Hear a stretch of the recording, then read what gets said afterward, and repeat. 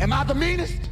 Pawn's drunk. Am I the prettiest? Pawn's drunk. Am I the baddest mofo low down around this town? Pawn's drunk. Well, who am I? Pawn's drunk. Who am I? Pawn's drunk. I can't hear you. Pawn's drunk. AKA Mr. Moo Won't Shine himself. Of Harlem.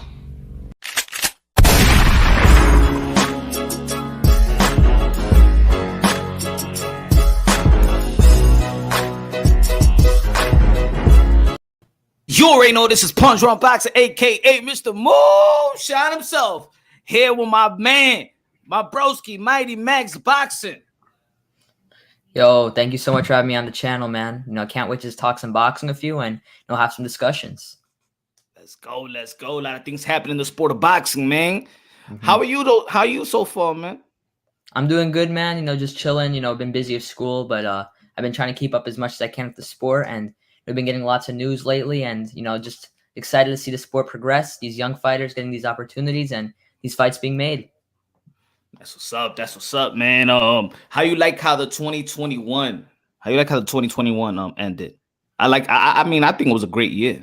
Yeah, I think it was a very solid year for the sport. I think it was, one of the better years we've had in recent, for sure. It's unfortunate that some fights didn't end up happening, like Triple G Murata and Ioka Ancajas, but for the most part, the year ended pretty well, and we began the year quickly as well. So, I think 2021 was a pretty good year for sure. It was a great year. I think it was for me. It was a great year. I think 2022. I think the ladies gonna take over. In my opinion, I think the ladies gonna take over. Of course, there's gonna be some good fights, some good rematches, another trilogy for 2022, all coming up in the first half of the year. But what was the most surprising thing for you in 2021 in terms of boxing? What was the most surprising? I know a lot of people talking about the upsets or the fight of the year, upsets, or whatever. But what was the most surprising thing that happened in 2021? It's a tough call, man. We had a lot of surprising things happen in the year. It's really hard to narrow it down. I actually think if you look at it before the year started, I'm a little surprised that we got so many undisputed matchups happen. We had 3 fights for undisputed. Two fights actually ended with a winner. When's the last time we've had 3 undisputed fights happen in a year? It's been ages, and that's a great sign for the future of the sport and something that rarely happens. And 2021 gave us many undisputed fights, not something you ever see. Yeah, man. Shout out to Samir in building. Everybody's man, smash the like button, smash the like button. Eric Gomes, Ricardo, Samir, Bob, Rob, Self. What's good, man? Yo, this is gonna be a dangerous year, man. It's gonna be a dangerous year. So far, of course, there's a lot of things that's a lot of people talking about. Where some of the news that's came about. You got Shakur Stevenson, Oscar Valdez. They say it's going to be in April. You got Amanda Serrano versus Katie Taylor. They say it's going to be in April. You even got Paul versus Mike Tyson. It's going to be in April. What else we got? What else they mentioned? I know Reese and Chantel Cameron's going to be fighting as well for the undisputed. We got Chocolatito Estrada in March. You got Charlo versus Castano in March. There's talks of Erickson Lubin versus Fondura. I don't know if they're going to announce that fight, but and then January we got the guys that we haven't seen in a while, when Gary Russell Jr. and Keith von Tom Thurman. So how I just mentioned a lot of fights, and of course we're going to be talking about this Devin Haney and Kambosos. But for the before we get to that. What you feel about Gary Russell Jr. coming back after 2-year layoff, probably we could say, and then Keith von Tom Thurman? What you feel about these fighters? I'm looking forward to seeing both guys return. I am more excited to see Gary Russell versus Mark Magsayo. I think that's a better fight and a real test for Gary Russell, especially after a layoff. Young, up and coming, hungry fighter out of the Philippines. He's undefeated. He has good power and he's very entertaining. I'm favoring Gary, but I am really intrigued in this matchup because Magsayo has that power and he's also very big. And Gary deserves full credit if he defeats a young, up-and-coming, hungry lion like Mark Magsayo. When it comes to Keith Thurman, even though I don't feel the fight against Barrios should be on pay-per-view by any stretch of the imagination, Barrios is not a bad fighter, and I feel he was very drained at 140, and he has a lot in store at 147, and I think Keith, by the way he's been looking, anything's possible. Barrios may be able to shock us, but I am favoring Keith to get that win, and, Keith's very entertaining. He's a very nice guy as well. But I know there's people that know Keith Thurman personally, and they tell me he's a great guy. So I'm excited to see him, get back in the ring and get the flow of things back. Now, what you feel? A lot of people, well, not a lot of people, people disagree with me on this. I said there's two type of consumers. We understand that Barrios and Kiefer Thurman is not a pay-per-view fight, but I believe they're two different type of consumers. The consumer is the people that want to pay for the pay-per-view fight for just for the fight, and there's other consumer that just want to see their favorite fighter. Like, I don't think there's two wrongs. You know, if you're a Keith Thurman fan or Gervonta Tank Davidson, which a lot of people always talking about, I ain't paying for the pay-per-view. But if you're a Tank fan, you're going to pay for it because you're a Tank fan. So I'm going to pay for the pay-per-view. If I can't make the fight, I'm paying for the pay-per-view because I'm a Keith Thurman fan. I want to see Keith Thurman. I don't care who he's fighting as a fan. So do you see any a problem with supporting a pay-per-view event that you feel like is not pay-per-view, or you understand what I'm talking about, different type of consumers? You know, I don't think there's a problem with supporting fights that most people don't feel are pay-per-view, because you're watching the fight. You're not forcing someone else to watch the fight. If you want to watch a fight, even if it's worth money, you should be allowed to do as you choose. It's no one's business if you want to watch a fight or not watch a fight. There's a difference between thinking a fight's pay-per-view and getting mad at someone else for wanting to watch that fight. They're just supporting their fighter, and they're just supporting the fight in general. And, you know, it shouldn't matter, you know, what you think of the fight. All that matters is what the person that's buying the fight thinks of the fight and of the fighters themselves. Facts. Ricardo said Thurman should retire. Hell no, man. He already been semi-retired. He's just coming back from retirement. And Gary Russell Jr. But yeah, man. Look, I'm just a boxing fan, and if I want to see the fight, I'm gonna pay for the fight. Look, I paid for Charles Martin versus Luis Ortiz, and I ain't even do a video, you know, like a prediction video, but I felt like watching boxing that night, and I'm gonna pay my $39.99. You know, it's my money. I was there in person. You know, we just want to watch the fight. No big issue. We're not forcing you guys to watch the fight. It's our choice. Facts. So, I like the fight with Shakur Stevenson and Oscar Valdez. I do have Shakur Stevenson. I do feel like he got that 130 on lock. You know, I'm just assuming. I like his skills, talent, IQ. I think he's very, very what's the word? Polished. He's very polished. He's polished as well. I think that he's what's the word when you I'll get it back. But anyway, I just think that he's the goods. He's the goods. I think he's ahead of his time in terms of IQ, in my opinion. That's what I was trying to say. Ahead of his time in terms of IQ. So what do you feel about that fight? You know, I think Shakur Stevenson's going to beat Oscar Valdez very comfortably. I'm very confident in Shakur in that fight.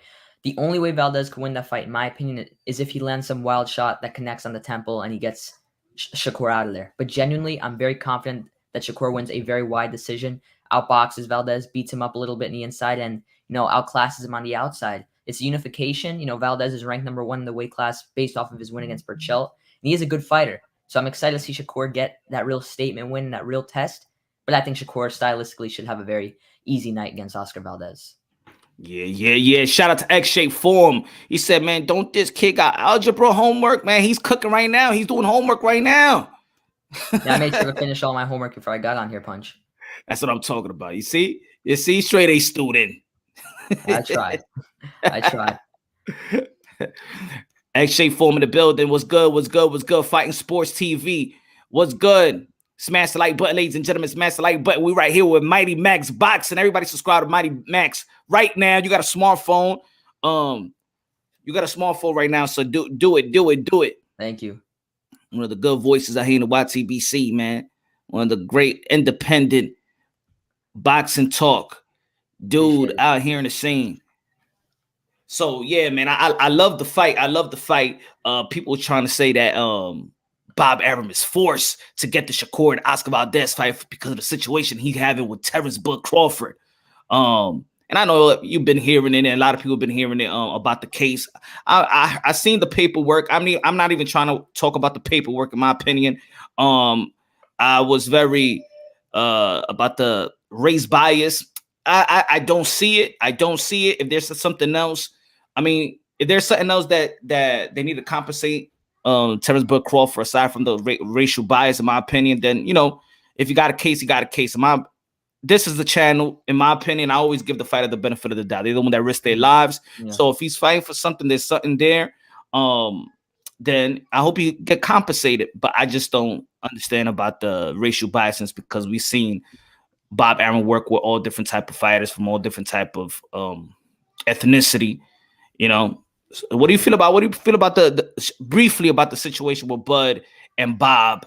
And do you feel like, hey, he's pressured to make this fight with Shakur Stevenson and Oscar Valdez because what's going on with him and Bud? Mm-hmm. You know, I haven't really taken a stance on the Arum Terrence Crawford situation because I can see where both sides are coming from. I really feel it's between the fighter and the promoter, but I haven't fully gone either way.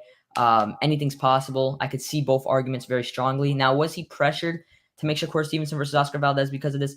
Once again, I don't know. I'm not Bob Arum and I'm not his team.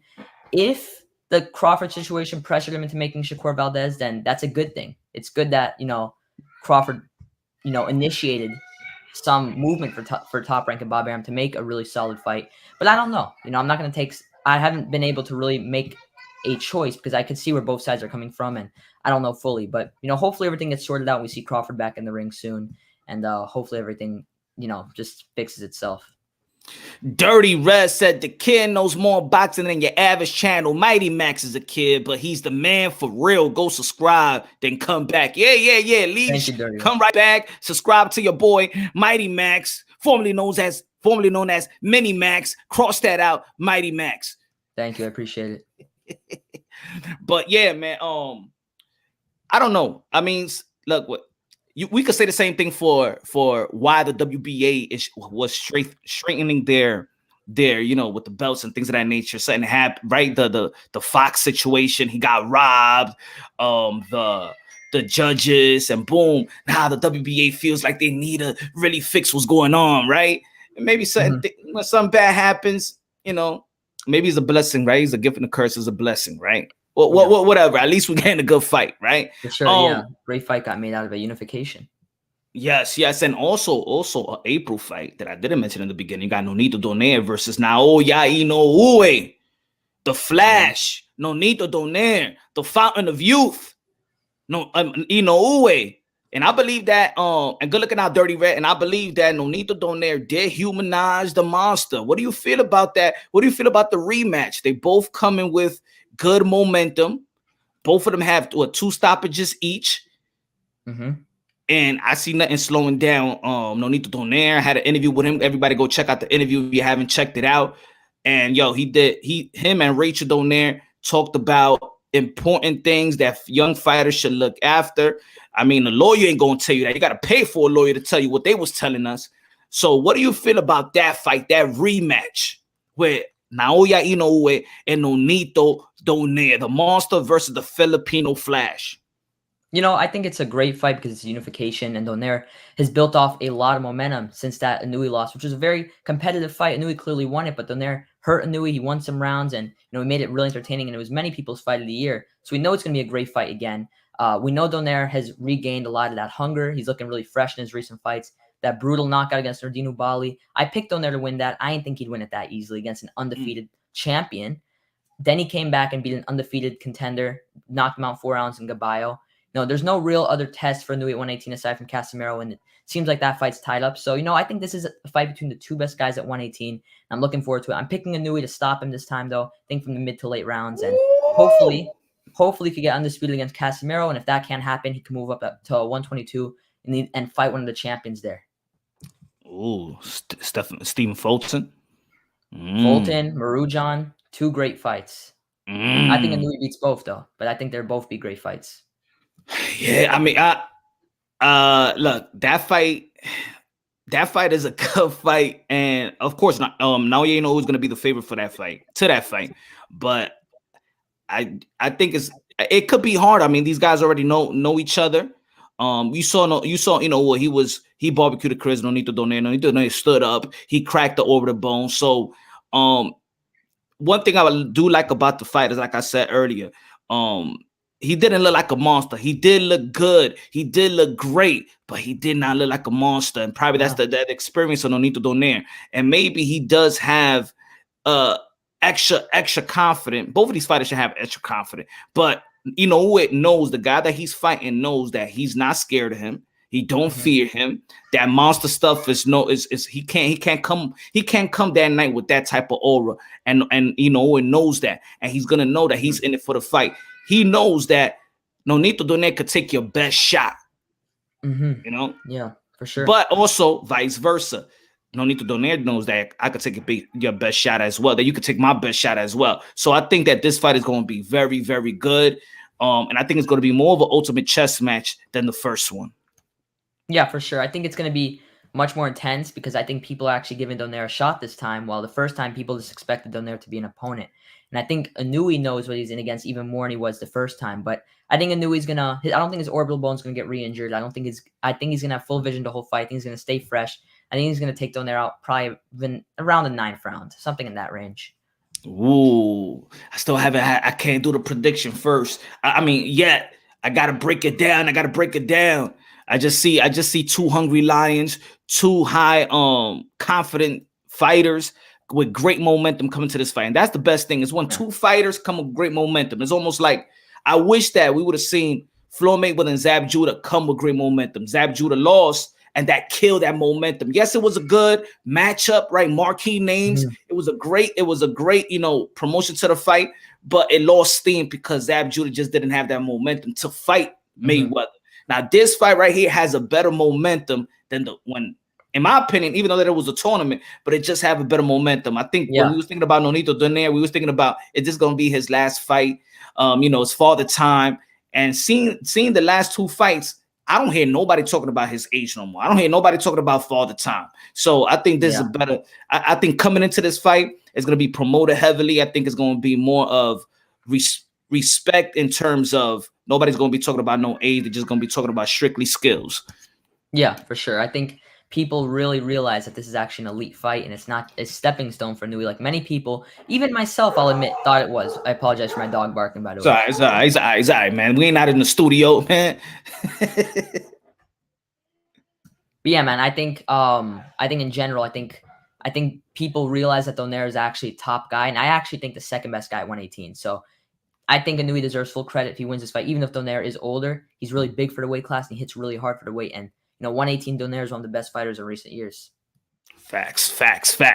What other fight? Before we get to the thumbnail and the title, what do you feel about Amanda Serrano, Katie Taylor, finally in talks? Eddie Hearn saying the fight is going to happen in April. Jake Paul and Most Valuable Promotion said it's going to happen. What do you feel about that fight? I think, in my opinion, is the most important fight in boxing. I think out of all the fights in the female sport, that's the main fight I wanted to see. And there was a point in time where I was favoring Katie Taylor. I thought Katie Taylor would win it, but I've seen her slow down a little bit in recent bouts. She gets hit a little too much for me, and her fights have been a little too close for me. And I think at the moment, I'm favoring Serrano to get the win. I'm not sure which method. I'm probably going to go with points because Katie's very tough. I'm going to probably go for a very narrow, unanimous decision. I think it'll be a really good fight. Probably Serrano's most entertaining fight of her career, and by far the biggest winner of her career. I'm edging out Amanda Serrano at the moment, but I'm not fully confident in that pick.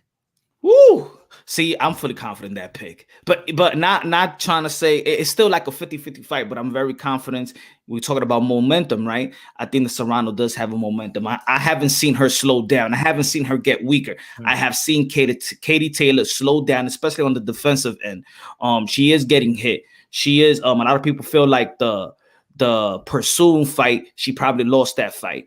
The first one. And the second one was close as well.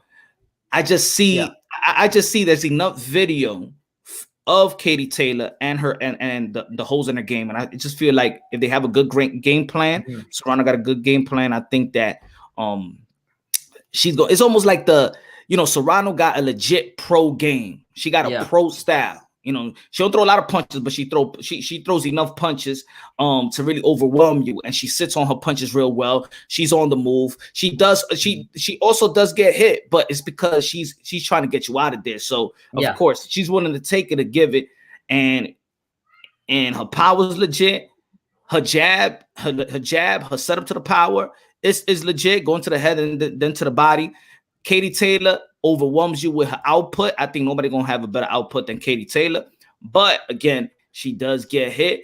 I know she knows the point system, and this is like the boxer puncher. I think it's just not a great fight, but it's a great style fight in my opinion. Yeah, and also Amanda's knocking these girls out, and not many female fighters are known to have power. And Amanda has a very high knockout ratio, especially for a woman.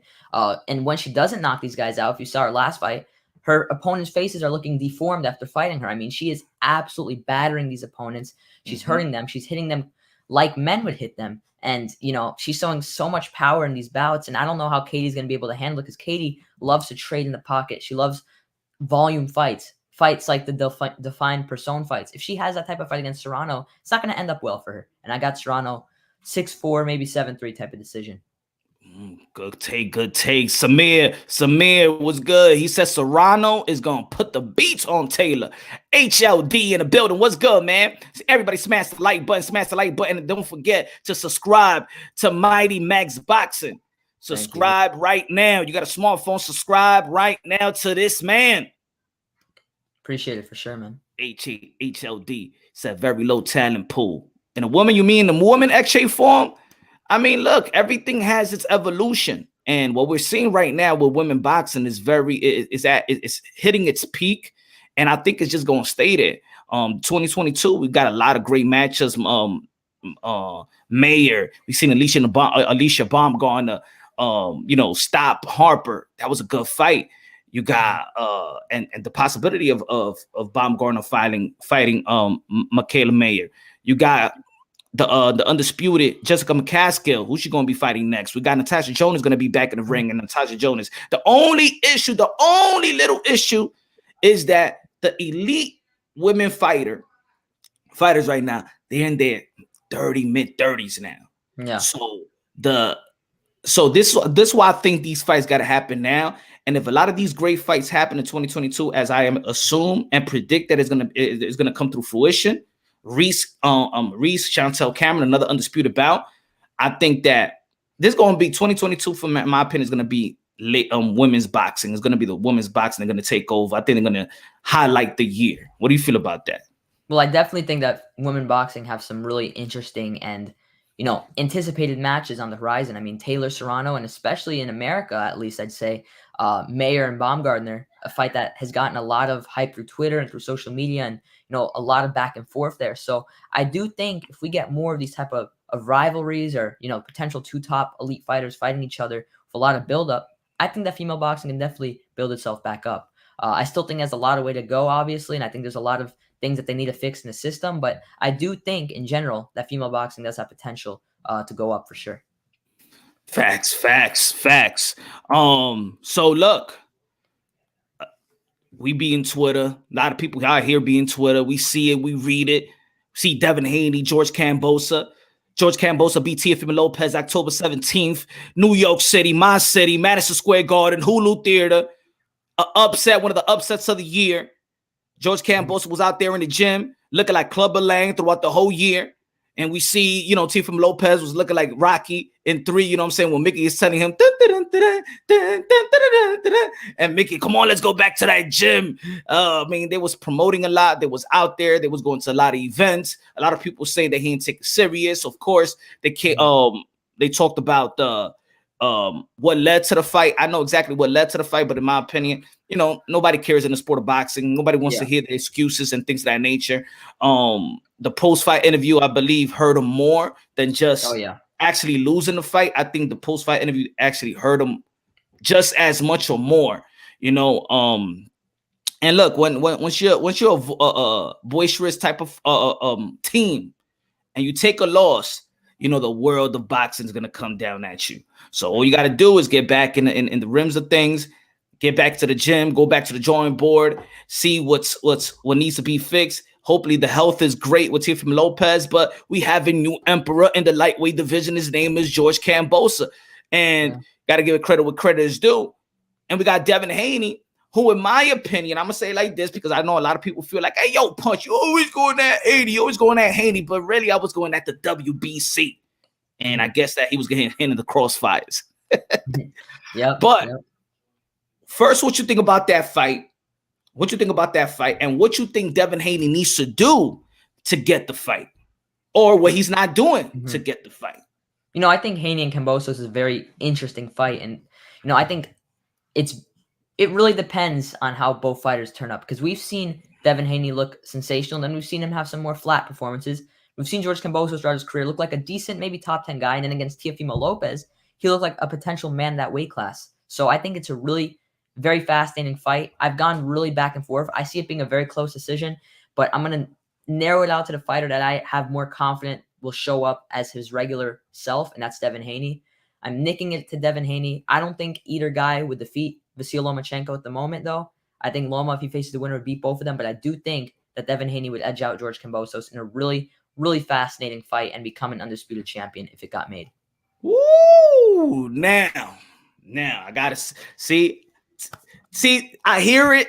I could see it, but as of right now, since nobody is fighting, nobody's in camp, I'm looking at at DHP. I'm looking at DHP again. Everybody subscribe to Mighty Max Boxing. Please do. I'm looking at it like this. I'm not looking at Devin Haney as the fighter, but I'm looking at Devin Haney as the businessman. And I said it once. I'm gonna give you credit as a fighter, as a modern day warrior, modern day gladiators. But now I'm just talking about Devin Haney as the promoter. And when you're vocal about being the boss in boxing, then you're gonna have to take accountability. Just like we blame promoters for us not getting the fights that the fans want to see, we blame Bob Arum, we blame Al Heyman, right? He's not a promoter, he's a manager advisor, but people blame Al Heyman. People blame Eddie Hearn. People blame Oscar De La Hoya. People Golden Boy Promotion. People blame Lou DiBella. People blame Frank Warren. Whatever. People blame the promoter. So when they don't get the fight that we want to see, it doesn't come through fruition, right? So when you're very vocal, just like we was talking about fighters that's very vocal, when they lose, they're gonna get the whole boxing world because they was talking ish, right? You ain't prove what you were saying. So this is what I say about Devin Haney and fighters. But I'm looking at the promoter. So you DHP promotion, you got to make the fight happen as well. People be like, well, why you got to go at Devin Haney making the fight? Because he's the one that says that he's DHP, a promoter, a licensed promoter, and he tells the whole world that he got the money, he got the bag, he got more money than everybody in the lightweight division. So I'm expecting him to put his promoter hat on. Don't wait on Eddie, because the last time you did waited on Eddie Hearn, and I love Eddie Hearn. Eddie Hearn is my favorite promoter, just so nobody could say, nobody could say anything. Remember when you waited on Eddie Hearn, the Campbell and Loma happened.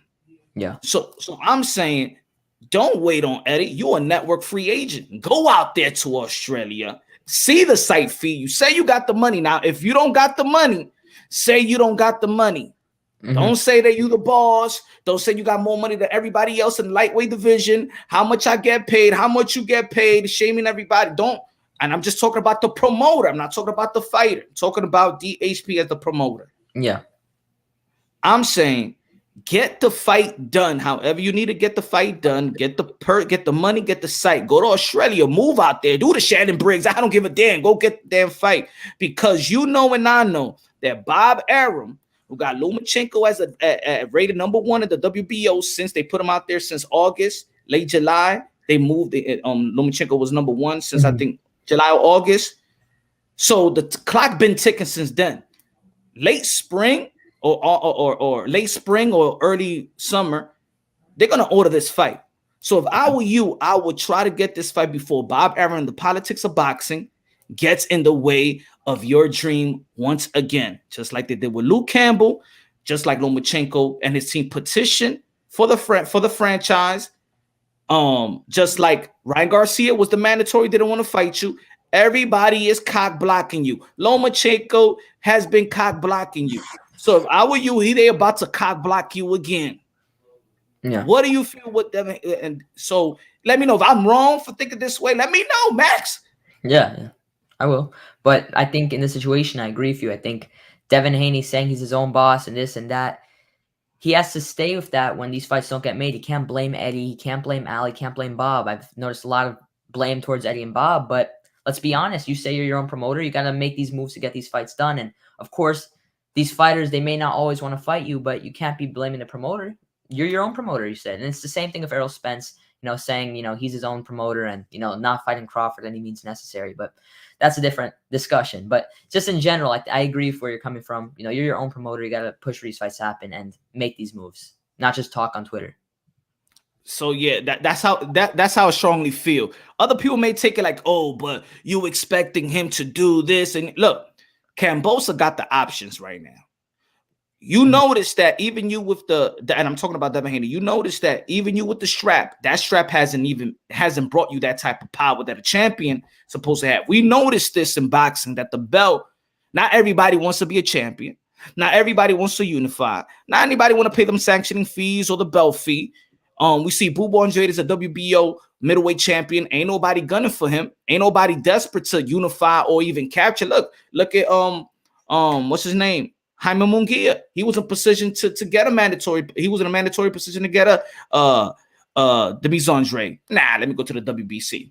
Charlo, I don't want to fight him. Triple G, I got Murata. You know what I'm saying? So just so we understand that just because you a champion in the sport of boxing, that doesn't mean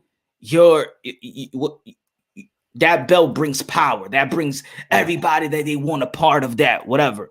And we understand that a lot of people don't like the franchise, but people also understand that Lomachenko won the belt, never lost the belt prior to giving the franchise. I just feel like the business of boxing and the politics of boxing have cock-blocked Devin Haney, but also is it self-inflicted?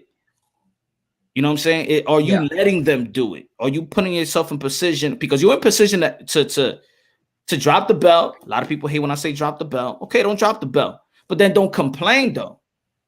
Yeah, I feel you. You know, belts in boxing, you know, they're not what they used to be. They don't have the same value they used to be. Yes, it's impressive to be a title holder, but not all title holders are champions. You know, and vice versa. Not all champions are title holders. So, you know, I think if he has to drop a belt, just like I feel Demetrius Andrade should probably drop a belt to become that mandatory 168 or fight for a final eliminator, he may have to take that route. You know, boxing's not all about belts, even though it is a big part of it. Yeah, I think so. I think so too. Even though that I think it's a good matchup. I think it's a great fight. That's the primary fight I do want to see in the lightweight division. So nobody don't get it twisted. That's the primary fight I want to see in the lightweight division. First is Kambosos and Devin Haney. But I'm just putting my business hat on, and I feel like the WBO, who is cool with Bob Arum, we know that Paco the president. If they mandate the fight, it's gonna happen. It's Lomachenko and Kambosos. I predict that fight is gonna happen, but I want Devin Haney. Very likely. So I want to see Devin Haney put his boss up. Do what you got to do. You don't got no kids. You don't got the type of responsibility. Go out there in Australia. Do what you have to do to make the fight. Don't wait on Eddie Hearn because you also publicly said that you were network free agent. So you know what? You could deal. Look at this. You could deal with Kambosos just like Teofimo Lopez colluded with George Kambosos' team, David McWaters and Peter Khan was talking about the fight. Y'all could do the same thing. Y'all both independent. Y'all both network free agent. Make a deal done, and then y'all present it to a network. Whichever network y'all could do it. Because y'all both network free agents. Feel me? Yeah, I think this is an easy fight to make happen, but Devin Haney has to be the boss in this sense. Because you say you're the boss. That's all I'm saying.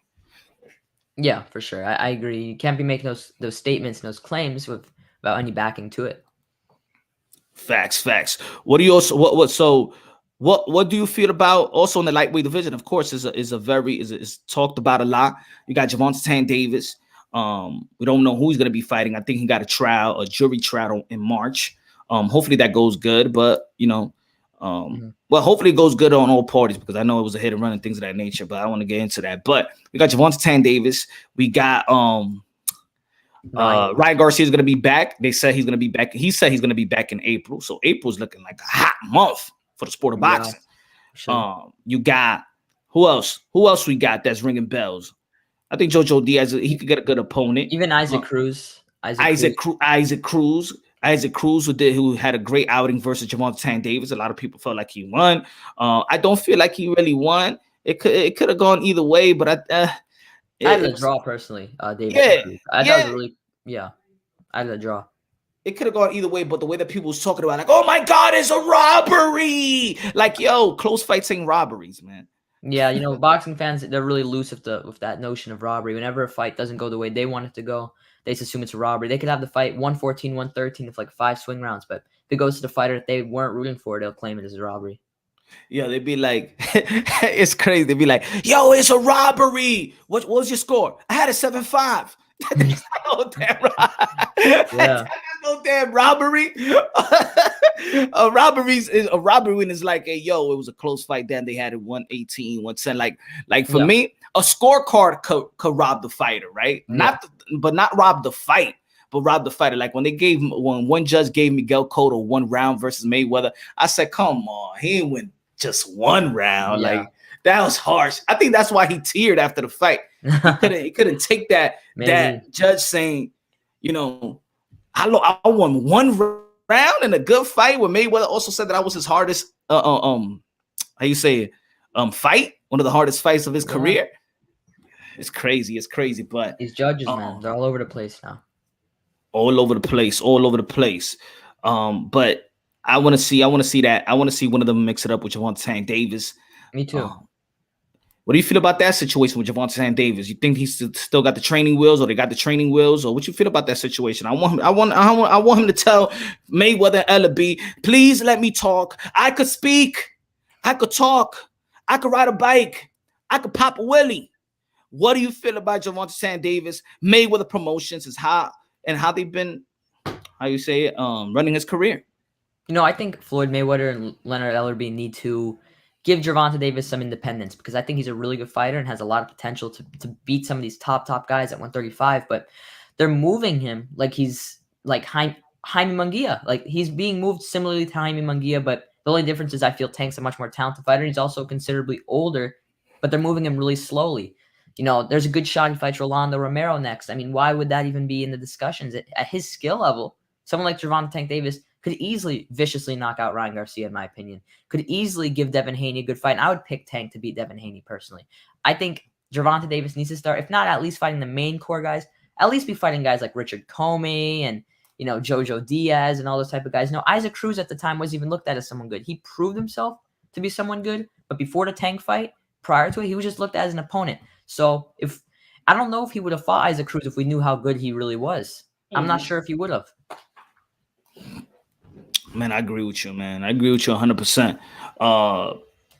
And this is what's so good about boxing, y'all. This is what's so good about boxing. I always say everything is not about winning and losing, but it's how you win and how you lose. You perform good to the point that what the fans see that you're not cheating them out. You're not cheating yourself off the fight. You're not cheating the fans. You put up a good fight, and you become a fan favorite fighter.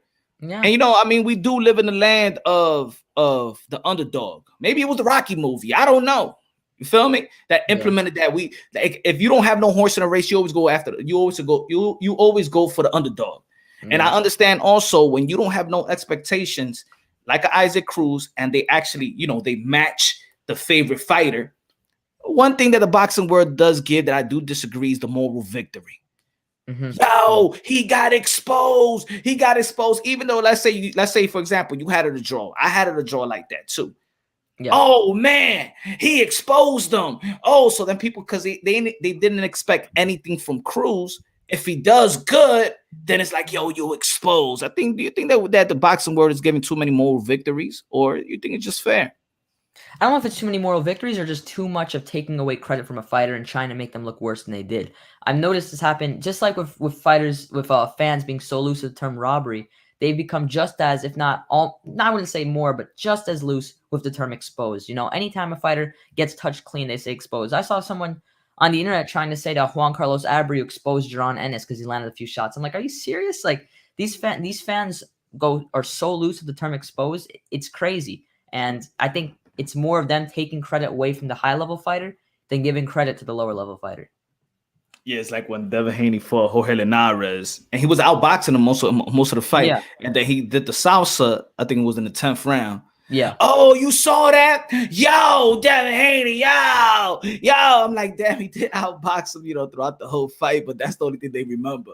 Yeah, exactly. Devin Haney was looking really sharp. I think he won probably the first 7 rounds in the fight, or 7 of the 8 first rounds. But he got buzzed, and I understand why he got backlash for that, because, Haney's a guy that talks. Just like any fighter, when they talk and have an off night, they get clowned a lot. But I don't know if it was more of him being exposed or Linares just being a really good fighter and being pretty underrated, to be honest, at this stage of his career.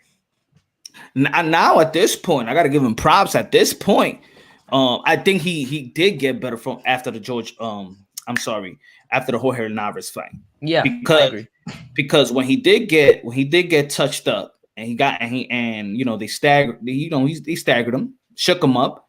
Then he came back and he was holding, he was surviving like a veteran does. So you already know that he's okay. He's smart even when he's hurt. He survived like a veteran. He was holding, he was clinching. Jorge Linares didn't, with his experience, he should have punched off the clinch. He was just letting himself be clinched. But then the next fight, when he did get getting hit with left hooks, and I think he got to fix that shoulder roll, in my opinion. I think that shoulder roll was broken, in my opinion. Yeah. He's going to get hurt with a power puncher. Now, but he fought Jojo Diaz in the last 2 rounds. Like, he wasn't trying to hold him. He was fighting. He making sure I'm gonna get this win. So I see the growth of Devin Haney. I see that he is willing to throw down. For me, he was just a boxer, but he showed to me that he's willing to fight to get the win as well. So I gotta give him props for him getting better after the Linares fight and the way he was been handling himself in the ring. So and I think that he's still going to be getting better. That's why I see the George Kambosos fight and Devin Haney being a great fight. I always said that George Kambosos was a dangerous fight for Teofimo Lopez. I told Teo myself. I told and his pops. I said that this fight with George Kambosos is going to be harder than the Lomachenko fight. People thought I was trolling. It's just because I see the style. I know that George Kambosos was going to come out and fight, and Lomachenko didn't come out and fight. I think it was going to be 2 different type of style of fighting. Yeah. And people got to understand that George Kambosos he throws the best combination in that division. If they notice George Kambosos and how he throws the combination and things of that nature. So I think it's a great fight. That's a good fight. Yeah. But I think what also made it very difficult is George Kambosos' work ethic. I mean, the guy grinded in the gym. He had Teofimo Lopez in his mind nonstop, and I feel like that's a true fight where, hard work beats talent when talent fails to work hard. Not that Teo didn't work hard, but George outworked them in training by such a wide margin. Plus, of Teofimo being very drained. I know people that know Teofimo personally in South Florida. They tell me he's a big guy, so I know he cuts a lot of weight, just with personal issues as well. And, George Kambosos having tunnel vision for that bout. I knew it could have been a potential sign for disaster, and that's what happened. George Kambosos pulled off, in my opinion, the upset of the year, and in a fight of the year candidate and a performance of the year candidate. I mean, George had it all that night, and Teofimo got it was awful for him, but he'll come back for sure. But for sure, when it comes to Kambosos, that work ethic helped a lot. Facts. Beyond the Ring with Nonito and Rachel. Everybody subscribe to Beyond the Ring with Nonito and Rachel. The champ. We can't wait for the fight. Naoya Inoue, Nonito Donaire, the rematch. We can't wait for the fight. Nonito Donaire. Also, subscribe to Matty Max Boxing, Nonito. One of the best channels out here, Nonito. I'm telling you, one of the best. Got to subscribe to your homeboy, Mighty Max Boxing. Thank you. Appreciate it. But yeah, man. Yeah, man. Hopefully that Inoue fight gets made. Top 2 guys in the weight class, unification. Fight all the fans would love to see. So.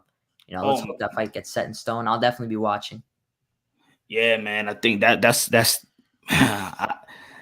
a good fight. I mean, I'm more hyped than when the first fight. I'm more hyped the first fight because, like I said in the beginning, yo, calma, we're gonna get it.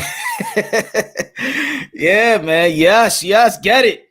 I can't wait. 2022 is looking good, and if they're talking about the April date. Man, April is looking fire. It's looking fire. Mm-hmm. Or is it just that everybody just mentioning that? I know that there's no football season, the beginning of the baseball season, winding down to the basketball season. So I know that's a good month for boxing. Yeah. It's a great month for boxing. May and April is a great month for boxing. So I think that's why a lot of people was mentioning the April date. I wish is in the Ricardo, man, chill. You just spamming that. Relax, my brother. Nobody is ducking doo-doo, Andre. Subscribe to Mighty Max. Yes, Linda. Yes. Thank you, Linda. I appreciate it. Appreciate it very much. So, yeah, that's a great fight. Can't wait to see that fight. What's the other fights that you intrigued with, man? You know, Charlo Castano too. I can't wait for. That's the only undisputed fight we got set so far, and you know, I thought Castano edged out the first fight. I could see anywhere from 8-4 to 6-6. I think those are my 3 scorecards. But honestly, I think Castano fought the best fight he could stylistically. I think he fought the perfect game plan. Well, I feel like Charlo has so many options and so many different ways he can approach the rematch, to where my gut just tells me I got to go with Charlo getting him this time. And I'm actually going to go for a 12th round TKO victory in a war. I think Charlo's going to dig deep and get that last round stoppage in a fight of the year fight. And I actually think Jermel's going to win fighter of the year in 2022. Yeah, man. Oh, Charlo. Yes. Charlo Castano. I got a lot of backlash, bro. I got a lot of backlash. A lot of people was mad at me, man. They said, cause yo, and it's funny. And look, you're gonna get this too. I'm letting you know. I'm letting you know you're gonna get this, and probably you have gotten it before. As soon as you start interviewing, you've been interviewing fighters. These fighters gonna start giving you props because they respect your work, right? Mm-hmm. Then they're gonna think every fighter that respect your work and shouts you out. Oh, yo, Matty Max is just speaking good about this fighter because they shouted him out and things of that nature. Look, from my and you gone to fights, right? You gone to fights. Everybody got to understand where judges are sitting at. They're sitting in different types of sections. So my where I'm sitting at, I could only score from where I'm sitting at. Now how everybody's seeing on TV. So I'm just scoring in where I'm sitting at. I can only count the blows the way. And y'all see me how I count the blows. I'd be like this. I was just like that when I was watching the fight. Boom, boom. And I was 4th row back. So I had some good seats but one angle. I did think it's almost like the Isaac Cruz and Gervonta Tank Davis, in my opinion, where a lot of people didn't expect nothing from Brian Castano. And I was saying, I did videos about Brian Castano. Nobody else was doing videos of Brian Castano. Nobody expected things, but we seen the fight that he had with Lara. We seen the fight that we had with Teixeira. We understand that he had an amateur, prestige amateur background. This guy has skills and talent. We know that. But a lot of people didn't expect anything from him because in reality, I feel like the community, the YTBC, I also feel like boxing in itself. I think that collectively, I'm gonna put myself in there. I'm not calling nobody out. I think collectively we become more of a gossip type of community, and we forgetting to break things down. Like we just saying, Gervonta Tank Davis gonna fight Isaac Cruz. Man, he gonna knock him out, man. He gonna knock him out. We want to see Gervonta Tank Davis, Devin Haney. We want to see. We're not paying attention and actually analyzing Isaac Cruz and doing our due diligence to analyze. So we could analyze this fight real good. So I had Charlo win it, right? Live, and then I rewatched the fight 2 times. I could see where it could have been a draw. It could have gone 115, 113 to Castano, but I don't see it more than going 115, 113 for Castano, in my opinion. The way I score it. What do you feel about the fight? What do you feel about the rematch, though? No, I felt the first fight was really solid. And I actually think it was one of the more underrated fights of 2021. People talk about the scoring and it being undisputed, but people don't really talk about how the fight was in general. And I thought the second half of the fight was great. And the first half was so technically sound. I had a 7-5 Castano. I could see 8-4 and I could also see 6-6. Personally, I couldn't see any more than 6-6, but that's just me. But I do think in the rematch, I think it's going to be a better fight, first of all. I think it's one of those fights where both fighters showed what they could do in the first fight, but they're going to really turn it up in the rematch. They have a rivalry already built in. And what I think is going to happen is I feel Castano fought the best possible game plan he could have in the first fight. He fought the most ideal fight without him getting knocked out, with him outworking him and outlanding Charlo. But I think Charlo has a lot of tools and a lot of potential ways he can beat Castano in a rematch that he didn't show in the first fight. And my guts tell me I got Jermell Charlo beating Brian Castano and actually getting a 12th round TKO victory in a war type fight where he digs deep, pushes harder, and gets that late stoppage. You see, he feels what I'm feeling. You see, Mighty Max understands and see what I see. Because what I did see also is what you just alluded to. We saw Brian Castano. Yes, effective aggression. We saw him going to inside. But what I did see from Jermell Charlo, that I did see different attacks. I see him moving the outside. I see him landing the jab. And then if you see the 10th round, you see the 11th round, some of the ninth round. We saw in the championship rounds, Charlo, when Charlo stepped up the gas, when he said, I'm going after Castano, when he was throwing more punches, you saw the tempo.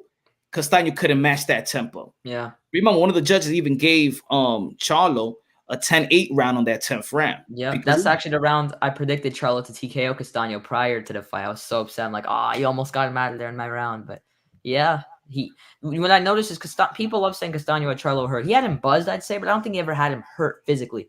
And we know Charlo had Castano badly hurt in that 10th round, stumbling all over the place, feet are all out of whack, you know. Yeah, man. Yes, sir. Yes, sir. I appreciate that. Yeah, you got to keep it unbiased, logically, and objectively. But always want to give the fighters the benefit of the doubt because they're the one that's risking their lives, man. And in this boxing world, in this boxing, you know, there's a lot of sharks, and a lot of the blame goes to the fighters. You know what I'm saying? A lot of blame goes to the fighters. A lot of blame goes to the trainers when they lose, and the trainers never get credit when they win. You feel me? Hey, even right now, right? Anthony Joshua lost to Alexander Usyk, right?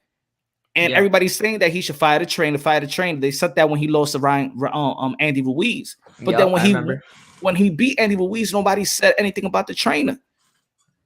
You know? Yeah. So I'm like, what do you feel about that? Because I want to give also credit to the trainers, man. The trainers out there sacrificing their time and their family, not their lives, like, you know, physically their lives, like the fighters, but they sacrifice just as much. You know, I'm not sure AJ would be where he was or where he is right now without his trainer, Rob McCracken. Now, switching out of Rob McCracken, I don't think it's a bad idea because I do think it's good to mix it up. It's good to try it, especially, you know, in a fight against Usyk where, let's be honest, I don't think even though I do think his game plan was off, I just think Usyk was a better fighter that night. And he may just be a better fighter in general. And he may have to find a completely new style to beat Usyk. So I don't have an issue with switching from Rob McCracken. My issue is when these trainers get all of the blame. Yes, these trainers play a big part, but it's not always all their fault when a fighter loses. Sometimes the other fighter had a better game plan or was the better fighter in general, or sometimes the fighter that was being trained just didn't follow the instructions properly or just wasn't in the right state of mind. And, you know, I think putting all the blame on Rob McCracken, you know, AJ, I think the main issue in this fight wasn't necessarily Rob McCracken or AJ. I think it was the pre-plan that they came up with as a team in trying to outbox Usyk.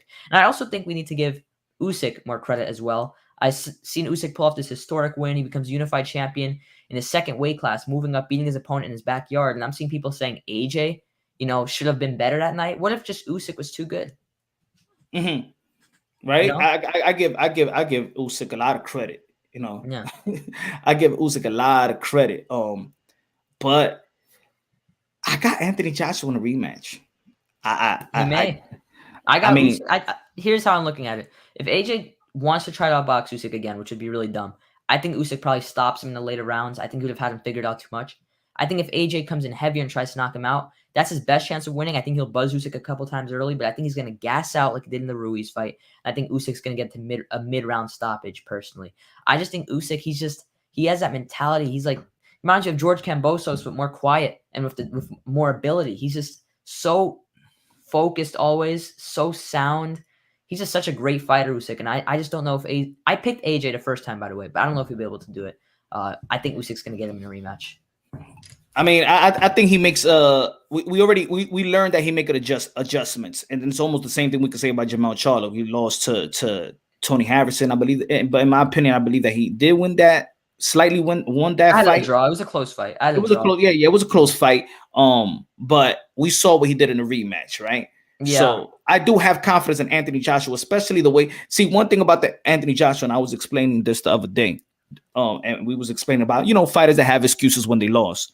You know, it's easier to go back in the gym when you understand how you lost, right? Yeah. When you understand how you lost, and so you could go back to the gym and go back to the drawing board very quickly, identify what happened, so you could just work on your craft right away. Anthony Joshua right away was looking for the proper trainer. He's going around the world looking for the proper trainer. He's going around the world to get back and being highly prepared. He's been in the gym ever since the loss, and I gotta respect that. So he identified he did lose the fight. It's easier for him to go work on his craft, and that's what happened with Andy Ruiz. regardless of people saying, and Andy Ruiz saying that, yo, I wasn't in the gym like that or things of that nature. Even when Andy Ruiz caught Anthony Joshua with a good punch, Anthony Joshua automatically made timely adjustments. Like, nah, I'm not going to a slugfest with this guy. I'll box him from the outside. So we saw the intangibles. We saw that Anthony Joshua can actually adjust timely adjustments in the ring, and I do think that he could learn from his mistakes versus Alexander Usyk, but Alexander Usyk was a pound for pound fighter before he fought him. So this is a hard fight, a hard rematch, but I just feel maybe I'm putting too much of my feelings. I do feel the 3-time Muhammad Ali for 3 times heavyweight champion of the world. And I think it can happen. I mean, I love AJ and Usyk. They're both my top 5 favorite fighter lists, so it's gonna break my heart to see whatever happens. But AJ may have to do a reverse of what he did against Andy Ruiz. The first time he came in brawling, came in big and strong. The second time he slimmed up and boxed. Maybe this time he's gonna have to reverse. Slim up and box, loses, comes in the rematch bigger and stronger. It's gonna be really interesting, the rematch. I think it's one of the more intriguing fights, and I just really hope it gets set. I don't think it's going to happen in April like they're saying. I just feel like it's too soon. The negotiations are still going on. My gut's telling me, knowing how all these big fights always get pushed, I think June is when it's actually going to happen. I think it's going to happen in June. Yeah. I think it's going to happen probably May and June as well. But I do love the fight. I do love the fight. These guys will, and I think that Alexander Usyk is actually older than Anthony Joshua. But I think you're right. You're right. He is by like 35 years. So he just turned 35 yesterday. Like good couple of years. Yeah. Yeah. So but he hasn't taken a lot of punishment. He hasn't taken a lot of punishment. Yeah, he hasn't taken a lot of punishment. So I think it's gonna be a good fight, and it's just gonna show. It's gonna show where Anthony Joshua is at. It's gonna show how special Alexander Usyk is, and it's gonna be a wonderful fight. Tyson Fury versus Dillian Whyte. Tyson Fury versus Dillian Whyte. Right, briefly, what you feel about what's going to transpire? Do you feel like Dillian Whyte should just take the money? Of course, we got is it tomorrow? No, they pushed it to 22. Yeah, they keep delaying it, man. These purse bids never happen on the day they say they're going to happen. I've never seen a purse bid happen when it was supposed to happen, ever. Dímelo NL. Yeah, man. But what do you feel about shit? I know they said 80-20 already. Should he take the fight? He's been begging for the fight for quite some time. Should he just take the fight? Like my boy Spencer Fearon from across the pond, we had the interview here. He said, "Yo, Dillian Whyte, man, he should take the fight. Forget about the money. Should take the fight." It's hard to tell somebody to forget about the money, but I think he should take the fight as well. What do you think about that? Looking at it objectively, I mean, 80-20 is a bit steep, but at the same time, can Dillian really negotiate for any more? Like, I think he deserves 75-25, maybe even 70-30, but I'm not sure if he can actually get that. So if he can't get that, what other options does Dillian have? I mean, fighting some random dude in Europe, fighting I can't even think. Someone ranked high in one of these sanctioning bodies for, $1 million or $2 million instead of fighting Tyson Fury for a lot more than that. I don't really know what he should do, but I think he should definitely, if he can't get any more in 80-20, just settle and fight Tyson Fury. You're going to get a big payday, a big opportunity. He deserves more, in my opinion, but I just don't know if he can get more. Facts. Give the man at least 30-20 is crazy punch. I said that before. I said it, Samir. I said, hopefully they can negotiate and probably up that to 30, but now that the WBC said it's 80-20, man, the top ranked Frank Warren is just gonna sit back and be like, you don't want the fight, Yeah, they may just move on. I mean, they have options, Tyson Fury. I'm gonna make a prediction that may not happen and hopefully doesn't happen, but I don't trust Tyson Fury in a way, even though I do like him as a fighter. I would not be surprised if Tyson Fury just retires. I really wouldn't be at this stage. You know who I would like to see, not retire, but fake like he's gonna retire. Like I'm gonna retire, but I want to see Canelo Alvarez says I'm gonna retire just because I want to see what these guys are gonna do. Yeah, I think these fighters might have breakdowns because I'd say most of 160 to 175, they're not as dedicated because the back of their minds, the back of their brain, they're saying to themselves, I'm gonna get that big Canelo Alvarez payday and I'll be set for life. Canelo drops out, they're going to start scrambling and panicking and be like, oh my goodness, what am I going to do? You're going to start losing it. So it would be pretty funny. I mean, I would just love to see like Charlo's reaction, David Benavidez. I know David Benavidez will react to it well because I know David Benavidez is in the zone always, but I'd love to see these guys at 160, even my guy Triple G. I just love to see how they would react to Canelo retirement and, would it motivate them to push harder because they lose out that Canelo paycheck. maybe if you become as good as Canelo, you'll start making those paychecks without him.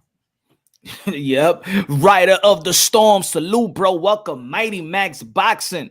Salute. Salute, man. Yeah, everybody was subscribed to Mighty Max Boxing right now. Come on, hurry up. Let's go. Yo, I do like that. I do like the fight. I do like all these fights, man. These fights are very, very good, man. Salute, Omar. Yeah. Taylor Bell, Rap Star Boxing Knowledge in the building. Everybody subscribe to Rap Star Boxing Knowledge. UK, England. Taylor. Shout out to Rapstar. I just want to say one thing, actually. There was one time a few months back where Rapstar's chat was being spammed by a fake Mighty Max. I just want to let him know that because there was a completely fake Mighty Max just completely spamming his chat. I got informed the next day, so I just wanted to quickly let him know that. But yeah, shout out to him. Yes, sir. Yeah, man. Watch out for the fake punch drunk boxing. I don't leave no comments nowhere, man. If I leave something, I'll leave a super chat. And I'll probably hit you in the DM before I leave something. There's a lot of you know how it is, man. Us channels, man. Yo, making fake accounts is crazy. It's crazy. Of course, man. We've all seen it happen to everyone. I mean, I think every person, if at least somewhat of a name recognition has gotten a fake account somewhere. It's just.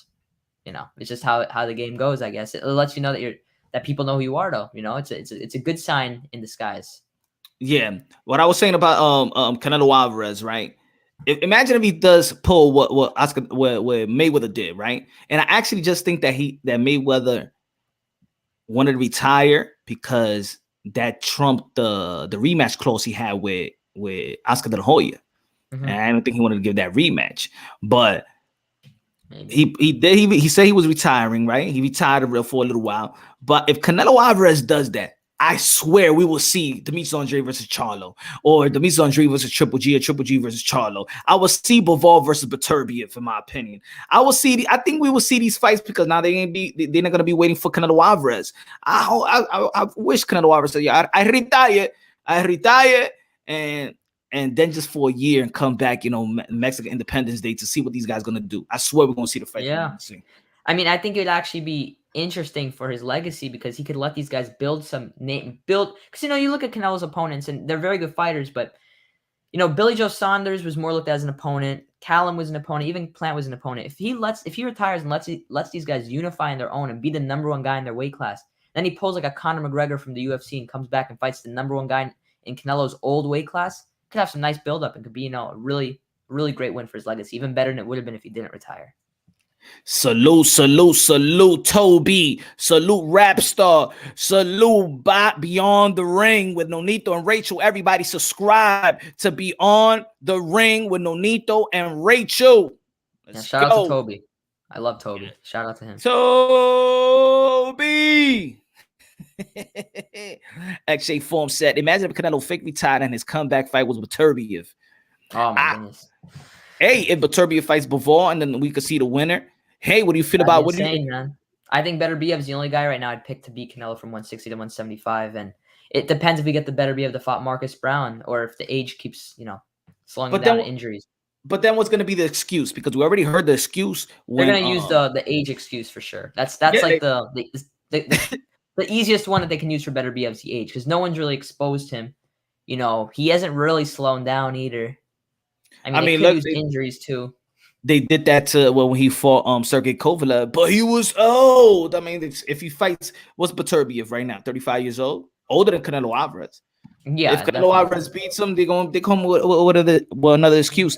I just feel like right now with Canelo Alvarez, man, at this point, as a fan and as a consumer, in my opinion, I don't need Canelo Alvarez to prove me anything. At this point, after he did what he did four times in the span of 11 months, he voided the frustration of the boxing fans that be like, yo, these fighters ain't fighting enough like back in the days, like Roberto Duran and Sugar Ray. Canelo Alvarez is fighting. Canelo Alvarez is the cash cow, and he's the busier fighter. He's a gym rat. He just ain't sitting in his bed with silk sheets. He got pajamas, so he got silky pajamas, but he's out there.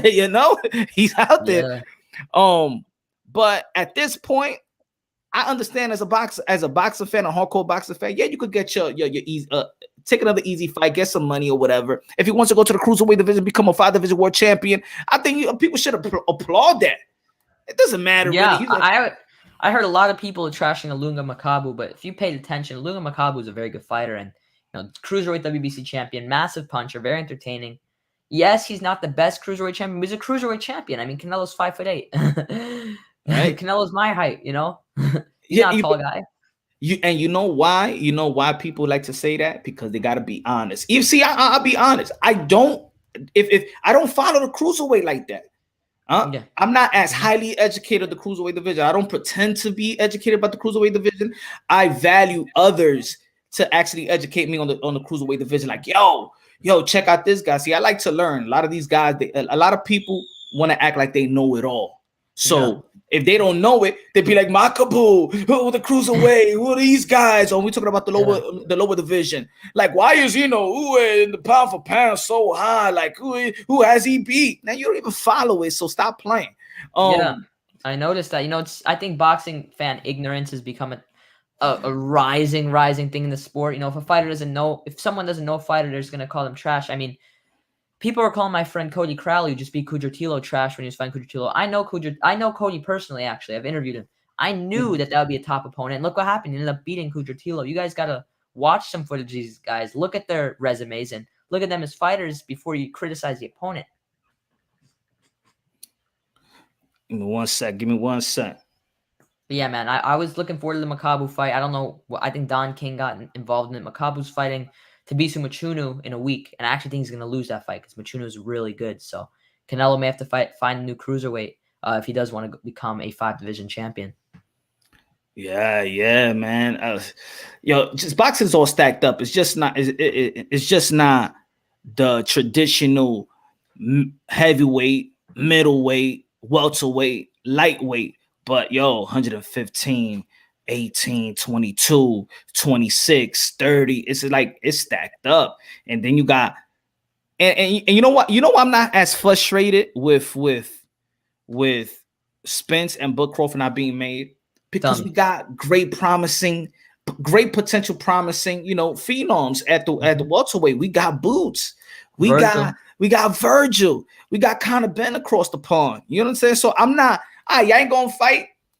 So I enjoy watching the journey of these young fighters, and they actually entertaining me as well, right? Yeah, for sure. Some of my favorite fights in the sport are always the young fighter versus the first step up. Like you wouldn't know how excited I was for Boots versus Lipinets just to see where Boots is. Just like I was so excited when Virgil fought Maurice Hooker. These are fights that people weren't so high on. I'm like, man, these fights are so intriguing to see if these prospects are what we say they are. And I actually think I'm a big Crawford fan, as you guys know, but I actually think Jaron Ennis and Virgil Ortiz will both surpass Crawford and Spence in their primes. And I think in their peak, they'll probably fight either 154 or 160, and that fight will be a pay-per-view blockbuster fight. And I'm Team Ennis if that fight does happen. I'll say that, but I do think it is a fantastic fight and a fight I cannot wait for if it does happen. Oh, I can't wait for that fight. And I think it'll happen sooner than I think it will happen in their 20s. These fights that we're talking about, these guys are well in their 30s. Bud Crawford is 34 years old. Earl Spence is 32 going to be 33. I want to see these guys fight in their 20s when they're on their athletic peak, even though that I believe that from 27 to like 32, 27, 32, I think that IQ wise and physical ability coexist at the highest level. Not trying to say that, Manny Pacquiao, Floyd Mayweather, no need to Donaire. These guys been they got the fountain of youth, the way they do at a certain age, but not everybody is them. We talking about, of course, Hall of Fame or the future Hall of Famer fighters. But I think that I want to see these young fighters do it. I think we're going to see Boots versus Virgil Ortiz maybe when they're 26, 27 years old, and I think that's a great age as well. Of course, yeah, and I think those are when they're very hungry still, and when those guys are still, really motivated to make a statement. And as you said, athletic prime, that's when they're, at their freshest. I think Crawford, Spence right now, these guys are slowly turning into old men. And, I think, Crawford 34, he'll be 35 soon. Spence will be 33 soon. I mean, this fight's slipping away from our fingers at the moment. And, I think at this stage, we may have to move on, unfortunately. Yep. Yep. And I think of Boots Ennis, who is a big 147. I said it two almost 3 years ago. People always saying, yo, Punch, you over how you say it? Overrated these fighters. I just love boxing. I rather hype fighters then. Why should I just be the one grumpy? Well, we'll see. Well, we'll see who they are. Well, we'll see. Like, I don't watch boxing like that. Like, yeah, prove to me. Like, watch him get exposed. Edgar Berlanga, let me see if he's a real knockout artist. Let me see if he can pass the first round. He passed the first round. You see, like I think people start to watch boxing like that. But why? I think a lot of fight fans in real life don't really have much going for them, and they hate to see someone who does have something going for them, and they cheer for their downfall so they can feel better about their pathetic lives. But that's the sport that we live in, and that's the world we live in. That's how many people are, unfortunately. But they can't do anything about it. You just gotta just keep going with it, I guess. Tell him, Max. I feel the same. You said something that's real. You say something that's real, and that's gonna hurt somebody's feelings, right? But for real, I think that's what it is. Like, if I love sport, if I love boxing, even the little things. If I'm a hardcore boxing fan, right, I don't expect a casual to love it like me. So there's little things that I may love that they might not understand, right? I want to see Keyshawn Davis next fight. Who he's gonna be fighting? Probably we don't know. Probably somewhere ranked number 30 or whatever. But I want to see his next fight. Yeah, me too. Of course. So I think that there's so many bitter fans in the sport of boxing. I think boxing is not a growing sport, but it's not a dying sport. Kind of just like staying at a stable pace, I guess. Exactly. You can see in the analytics. If you check your analytics, you can see the age of people that watch the sport of boxing. You probably see that 25 and up. Like, there's no teenagers watching the sport of boxing or into the content of boxing, right? Yeah. Unless if there's a huge fight, and this is why the Jake Pauls of the world is bringing eyeballs. I'm not necessarily sure if those eyeballs stays in the sport of boxing. What I do want is, if you're gonna be in a show of Jake Paul, Logan Paul, YouTuber, whatever you want to call it, then I would do the main event. I'll do them. Don't let him still be the highlight reel. I'll do them. Let them know what's really, really real. I mean, look at Montana Love on the Jake Paul undercard. He made a statement against Ivan Baranchyk. He created a lot of noise in that fight because it was just so entertaining, and he got an excellent win. Right? Wasn't it Regis Prograis? I think Regis Prograis also fought on a Jake Paul undercard, but Red Catch kind of messed that up for him. But you look at what's his name. You look at Montana Love. He became a much bigger name because he made a statement on that undercard. That's what these guys have to do. They have to show up, and they have to make some noise on these events if they're going to be put on such big cards. Yeah. I think they're not. In my opinion, Jake Paul's not hurting boxing. In my opinion, I agree. I used to think he was, but I started to really look at it, and I said to myself, he's helping these fighters out. He's bringing more fans to the sport, so he's probably doing more good than harm. Yep. Yeah, I agree with Bell. Boxing has so many fanboys. See, I'm a fan. Go ahead. What I noticed, if you criticize a certain fighter, their fans will take it like you're criticizing them as a person and not the fighter. And I always look at it and I'm like, it's kind of pathetic that you're getting offended over someone criticizing a grown man that doesn't even know you exist. I kind of, it's kind of embarrassing. We saw that play out with Tyson Fury and Deontay Wilder. Yeah. We saw that play out. Shit, man, I get death threats. I used to get death threats. And I'm like, I'm going for Deontay Wilder, bro. Crazy. I'm a Deontay Wilder fan. But I still see people saying Fury cheated, even after he knocked Wilder out in the third fight. People don't want to admit that Fury never cheated. It probably makes them feel like they got cheated. You know what I'm saying? Like, yeah, girl cheated. Like, oh man, for real, Tyson Fury cheated, man. He cheated on me. I think they act. Now we saw what fanboys all about. We saw definitely the definition of a fanboy with the Tyson Fury and Deontay Wilder-ish, man. It's sad because I do feel close to every top level fighter has a group of fanboys, and I'm a fan of certain fighters, and those fighters have some fanboys that make me look bad for supporting them. But I look at it like this: I like fighters, but I don't become emotionally invested in them unless I'm related to them or I know them personally, because they don't know who I am. They don't pay my family's rent. You know, they're not helping support the house or the car. So why should I be so upset if they lose? They're grown men. You know, they've lost in other things in life. You know, they're still making lots of money. You know. Yeah. I mean, look, man, it's we all humans, right? If a fighter gives you props, right? Gives you props for your work. And it's just like if you meet somebody, you know, if you meet somebody in person in school and in your work job, if you create some, right, they value you, they value your work, you value them, you value their work. Yeah, it may seem like you're catering, but it's not that. It's that they respect you. See, some fighters, they will respect my work, right?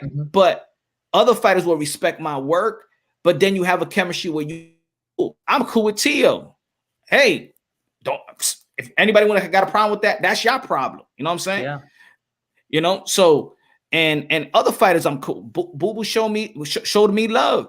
These other fighters don't need to show me love. But I'm keeping it boxing. I'm keeping it boxing still. But I still value the fighters. I still love fighters. I open up a channel for boxing to preserve the sport of boxing, to preserve fighters. So yes, technically, I'm a fanboy of boxers. That's why I say they my modern day warriors, modern day gladiators. I don't say they're your modern day warrior. I'm not putting them on you. I'm saying how I feel about fighters, how I feel about them. I look at them like special human beings, you know? Yeah, I don't know why so many people, you know, look at it and they get mad at who you support and who you root for. I mean, it's who I'm rooting for. It's not who I'm telling you to root for. This is just the fighters that I like. But at the same time, it's at a point in the sport where I've been watching for long enough to where I don't even care if people think about who I root for anymore. I just support what I feel like supporting at this stage, because people are gonna be upset about it no matter what. So you just keep doing what you do, you know? Yeah. You just keep on doing what you're doing. Make everyone happy. Yeah. You're gonna have haters. You're gonna have haters. And there's gonna be fighters that it's just gonna be like, that's like any other journalist. You got Stephen A. Smith was with Allen Iverson, right? They was, you had what was it? Muhammad Ali with Cosell, right? You have you have those how you say it, those relations, with a journalist and athlete. Yeah, because you value each other's work, and people got to understand that. People got to understand that, because I understand when I see these, when I go to the fights and these fighters, I don't see nobody going at these fighters like, you ain't shit, you ain't this. They say, can I have a picture? Can I have an autograph? Then they come back to the YTBC and they be in these panels talking ish about these fighters. Stop it. Stop it. Because you're not doing it when you around them. What you want is a picture. You ask, when you gonna fight this one? Yo, good looking at it. Yeah. Stop it. That's just how it is, man. I also know boxing is also a sport for a lot of men that aren't tough in real life, but they feel tough when they watch boxing. So they feel tougher like through the screen. But once they're in person, they're weak and they have nothing to offer. But they feel tough because they're watching actual tough people all the time. Yep. So man, a lot of these cats be living curiously through their favorite fighters, and they feel disrespected if you go against them. That's how it is. That's how it is. Yeah, I tell you, it's funny. One analyst that everybody knows real good. Everybody knows. I ain't even gonna put him out there, but everybody knows him real good. When he drops a story, everybody does a video because he gets all the exclusives, right? So I'm sitting like 2 seats away from this guy. I'm doing media credentials, right? I got media credentials. I'm working the fight, and I think this was Jamel Charlo. The Jamel Charlo versus Castano, and he goes, "Damn, he lost, man. He lost. I got it. Once I only give him like 3 rounds, probably just 2, right? 118 at 118, 110, or 117, 111, right? So now we go into the room to the press conference, and he goes, "Oh, I had it like 115, 113, And I was like, you was talking wild crap watching the fight. Then right now he's in your face, and you'd be like, oh, I think that you probably just I gave the other guy just 1 round. It could have gone a draw. You just said like 45 minutes ago, you only gave him 2 rounds, but now he's in your face, and now you give him this, right? So it's funny. it's funny when these fighters in each other's when they around the fighters, but that's the funny part, man. Well, you know, people, a lot of these, you know, reporters and journalists, you know, they don't say what they mean, and he goes to Charlo, or you know, he doesn't actually tell him what he feels, and that's a big issue with journalism in the sport as well. There isn't enough honesty either. There's not enough honesty in the sport of boxing, and people lie to make themselves, to make the other fighter feel better, to make the promoter feel better, to pander, and they don't keep it 100 always. And yes, when you keep it 100 always, no one's always going to be on your side, because if you keep it 100 always, no one's always right. But you know, that's how you gain credibility, and that's how you gain respect. And a lot of these people in the sport, they rarely keep it 100. Rapstar says some of these young fighters are more worried about image and social media than actually fighting. Yeah. Look at Ryan. Look at Ryan. I mean, it's hard. It's hard because I think we confuse fighters then, because like I understand what you're saying, Rap, but also what do we say about Bud Crawford? Yo, promote yourself, talk. Why you don't be on social media? But then Ryan Garcia could be on social media doing this thing, and then it's like, what do we want from these fighters? You know what I'm saying? We hear so much about Bud Crawford. I mean, if there's the only critique about Bud Crawford is that he's not on social media, he doesn't promote himself, but then you got other fighters promoting themselves, but people still got a problem. And I think that's what it is, you know. So a fighter, look, fighters do watch YouTube. They're humans too. They watch YouTube. Yeah. You know, they want to see what people say about them as well. I don't believe that these fighters be like, man, come. I ain't gonna watch them. I don't follow. Stop. People follow. They definitely watch the YouTube videos in boxing for sure. And you can see a lot of them give certain channel shout outs. I've seen you get shout outs from guys like Jermell Charlo as well. So, you know, they're definitely in the scene. They're definitely paying attention to what we say. And, you know, I noticed when it comes to fighters, if a fan hates a fighter, they will find anything to use against them. So if Crawford was more like Ryan and talked on social media, they call him an Instagram boxer. But since he's not on social media as much, they say he should be on social media more. You can't please everyone, and that's just how the sport is. Some of the pickiest fans in all sports, in my opinion. I do think that fighters do love the fans, but then it gets in a habit. I do really think so. And this is why I always say about this community. This community could be so good. I'm not saying don't hold fighters accountable. I'm not saying don't critique fighters. But I think that if we're boxing fans, we should give them the benefit of the doubt. We're boxing fans. We want to see the fight. If we hardcore boxing fans, we understand that a lot of fighters don't have the power to just say, I'm going to fight this guy on this day, on this venue, and that's it. That's not boxing. It's not high school. Meet me at 3 o'clock type of thing. Yeah. They are bred to fight. If you follow the amateurs, then you know that these guys ain't scared of nobody. If you be like, yo, why Ryan Garcia's not fighting Devin Haney? They fought like 6-7 times in the amateurs for free. So trust me, they're not scared to fight each other. It's the business of boxing that is just they don't let it come through fruition at whatever at that time that we want it. The business of boxing don't work for the fans. That's what people got to realize. It do not work for the fans. We're not a negotiation table. We do not dictate what's gonna happen next. And by now, people should understand that. You ask for a fight right now, you're not gonna get it because you want it. It never did. It never will.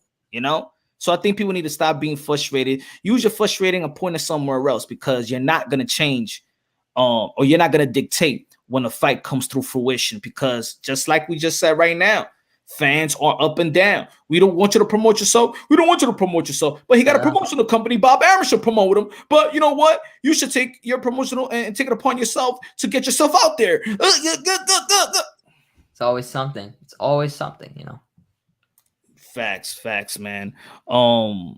Again, yo, everybody subscribe to Mighty Max Boxing, one of the best boxing channels out here. Unbiased, logically, and objectively. Don't care about your feelings. Just gonna call it how he see it. That's how it is, man. Not here to to keep it fake, but he's one of the realest ones out here. Thank you. Thanks for having me on your panel. Also, you know, it's been great. Nah, man, it's good. It's good, man. I appreciate that. Weird TV said, punch, salute to my guy. Loving what I'm hearing, like always. Thank you, man. I appreciate that, man. Subscribe to Mighty Max, bro. Appreciate man. Yeah. So, yo, when you usually go live so the people can catch you, man? You know, I I don't really have a set schedule for lives, but I'm pretty active on my channel. I do fight predictions for nearly every even somewhat significant fight, and I pretty much always do fight reviews. I try doing live commentaries as much as I can.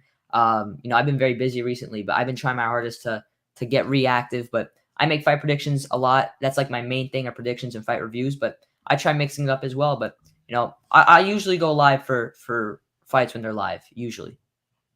Yeah, man, I do the same thing. I got to set a schedule, and that's my fault, yo. Yeah, I really gotta. I like going around 8, 7:30, 8:30, but I really gotta set a schedule, and that's my fault for the subscribers and anybody else. But yeah, we gotta set a schedule, Max. Most definitely. We gotta set a schedule so you know that when to come through. A lot of people be like, a lot of people always be like, "Yo, I didn't even know you was gonna go live. Damn, I wish I would have known. I get the notification." I know. Yeah. Happens a lot. What other fights that we ain't talk about that you wanna before you go? What's another fight? Let me see, man. There's a lot of fights, that are being rumored, and some happening, some not happening. The Crawford Taylor situation we mentioned. Triple G Murata, we didn't really get too much into detail, but we all know Triple G should be able to get that victory as well. Better Biev, being a potential opponent for Canelo one day. That's a great fight as well. Matter of fact, let me ask you this question. Since Bud is suing Bob Arum, a lot of people there's a lot of people that thought that potential fight with Josh Taylor could have happened. What you think about that fight now probably not happening because of what's going on? Yeah, it's unfortunate because I actually don't think the fight's really going to happen now, even though I thought there was a good shot of it happening in 2022. Yes, they're both with Dan Kinahan, I've heard. I mean, I don't know 100%, but I'm pretty sure they're both with him. So it doesn't completely rule it out of the possibility, but it is much less likely. I don't think Bob Arum or Crawford want to work with each other anymore. And it's unfortunate because I thought that fight would have been really fun. That probably would have been Terrence Crawford's best win because he's fighting a arguably top 5 pound-for-pound fighter and an undefeated, prime, undisputed fighter. It would have been a phenomenal fight. And it would have been great. And it's unfortunate that's unlikely. If it does happen, I'd be so excited for it, but I don't think it's actually going to happen now. But it would have been a great win for Terrence Crawford. He may have to get that mandatory and fight Virgil Ortiz. He may have to get that fight because fight him while he's young. Pull a Floyd what he did against Canelo, and have a win later in his career, age like wine. Yeah, I agree with you, and I think that it's a lot of great fights in boxing. But if people just gonna dial in Errol Spence and Bud Crawford, then every other fight around it, people are not gonna value all the fights. Pound for pound. Undisputed versus an ex-undisputed in the same weight class, pound for pound, undefeated. That's a good fight.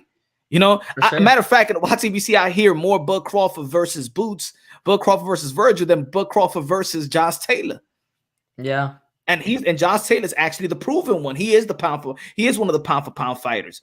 But if people just keep on with this tunnel vision of one fight, this is why people are frustrated, because they just want this one fight. But then they're going to be like, yo, but the welterweight division is stacked. So if it's stacked, there's so many great fights in the welterweight division.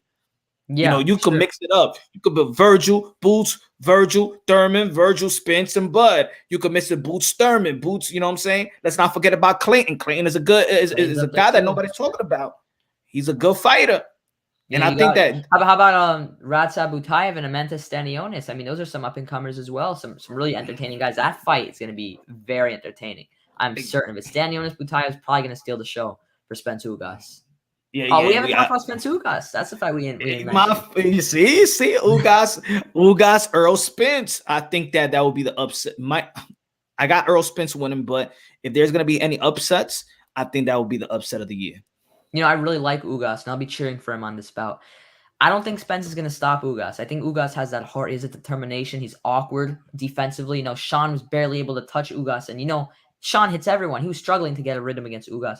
I don't think Errol's going to stop him. I am picking him in a pretty competitive decision where he kind of clinches it like he did against Sean and wins the later rounds and wins maybe a close unanimous, maybe even majority decision. But I don't think Ugas has a high shot of winning, but I think he has a very high chance of making it really tough for Errol. And I think it's a really solid fight. I'm upset that Crawford didn't get one of them, but I still think it's going to be a really fun fight. And the card looks really fun on paper. Stanionis Butayev is going to be a battle, a bloodbath. Stanionis' style is just sitting right there, and he's willing to give it and take it. He retired. He retired my boy Luis Collazo. After that fight, I think Luis Collazo really retired after the fight. But Yeah, we ain't even talking. Look at Stanionis. Butayev, yeah.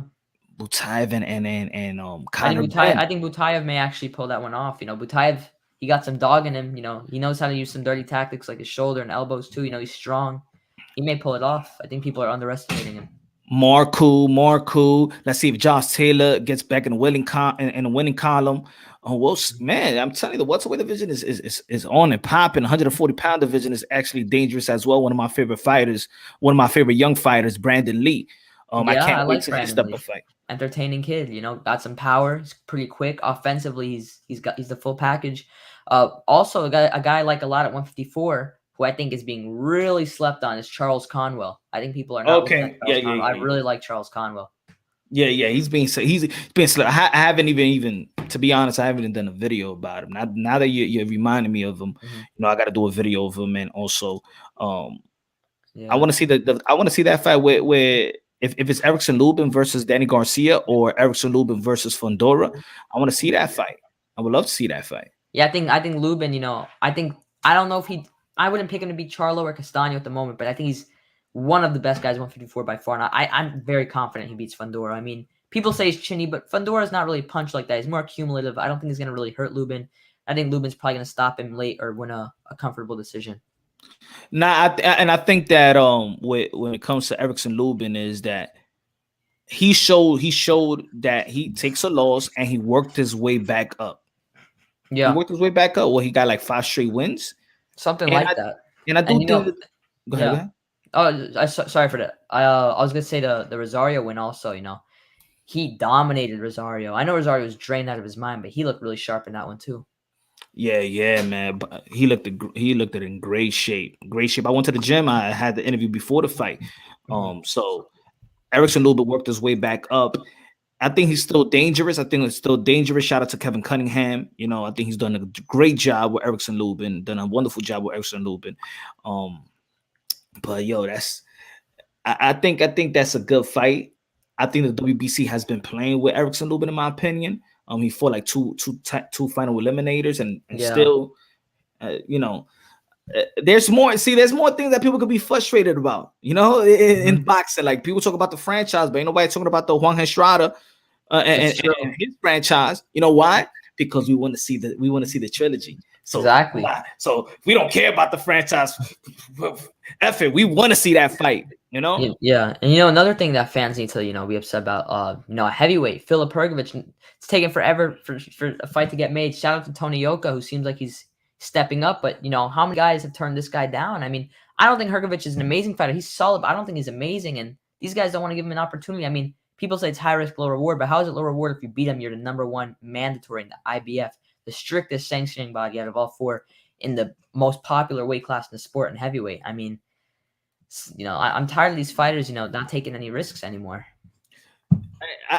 It's not to be also. It's not really the fighter too much. Now that I'm learning, you know, I've learned the business of boxing. Yeah, you know, I advise several fighters, and it's more the people behind the scenes. Yeah, for sure. There's more people behind the scenes. These fighters will fight anybody. They'll fight anybody. Yeah, there's fighters out there that be like, you know what? I don't want to take this fight. I'm not ready for this fight because I had a long layoff or whatever. You know, they understand the business of boxing. Once they're there for a long time, they start adopting the mindset of their manager or their promoter. They set a win. You know, you could tell when these young fighters, they calling everybody out. But then a couple of years pass and they've been calling everybody out. They don't get the fight. That's when they just lay back, you know? Yeah, for sure. So man, there's a lot of great fights in the sport of boxing. A lot of young fighters coming up as well. A lot of young ladies coming up. The heavyweight division is stacked up as well. We'd love to see who George's going to be fighting next. The big fundamental. I call him the Tim Duncan of the heavyweight division. We got the lightweight division. We want to see what's gonna come to fruition. The cruiserweight division, right? Canelo Alvarez is sharing light to one of the divisions that a lot of people really don't talk about.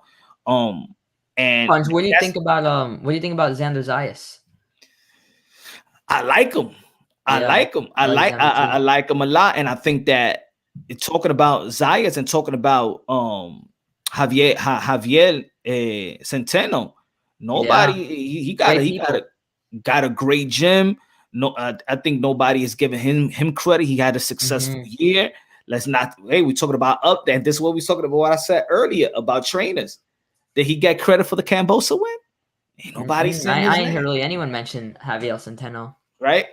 Hey, Centeno, you looking on, man. I sent an email. I've been trying to get an interview with Centeno because I want to give him the props, you know. Shout out to Christina Cruz. Shout out to that gym.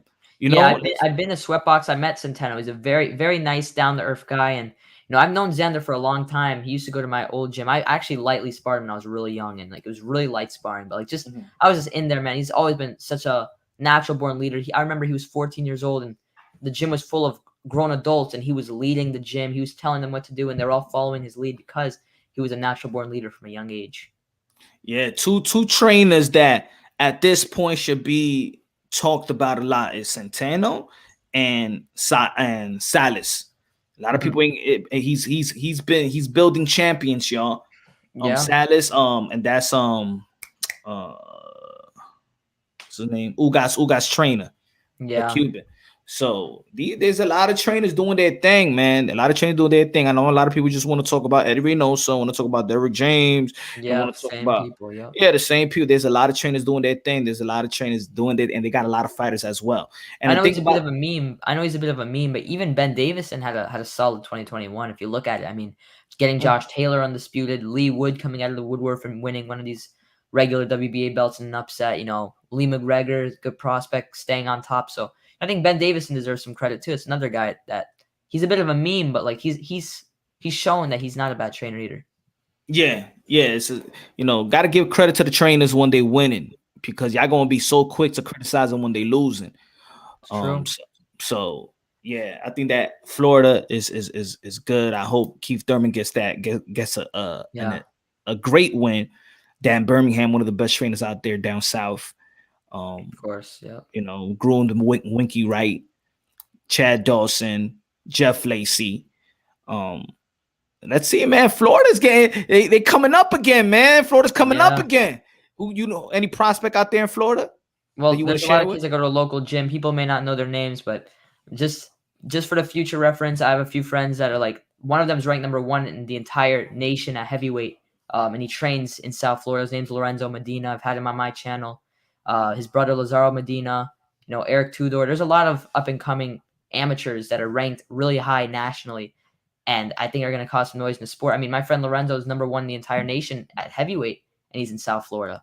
So I think South Florida has a lot going on right now, and hopefully it builds its way back up. We got Xander who's been in South Florida most of his life. Teofimo, who's been in South Florida for many years. So it's an area that's has a lot of potential.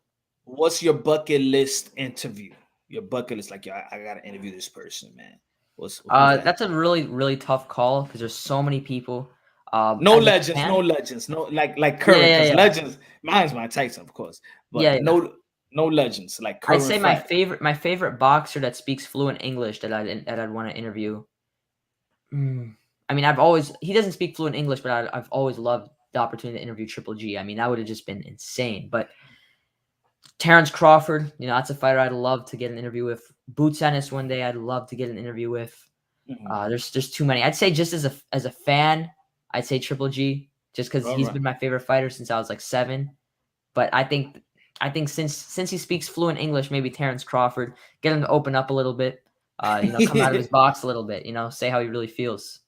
Yeah, that would be a good interview right now, right? Real American Fan said, love you both, love you, Punch Run, Boxing. Max had your back when you was on vacation. He's a real guy. Him and Showbiz are great guys. Keep looking out for our underdogs, Demetrius Andre. Thank you. Looking out, Real American, great comment. Yes.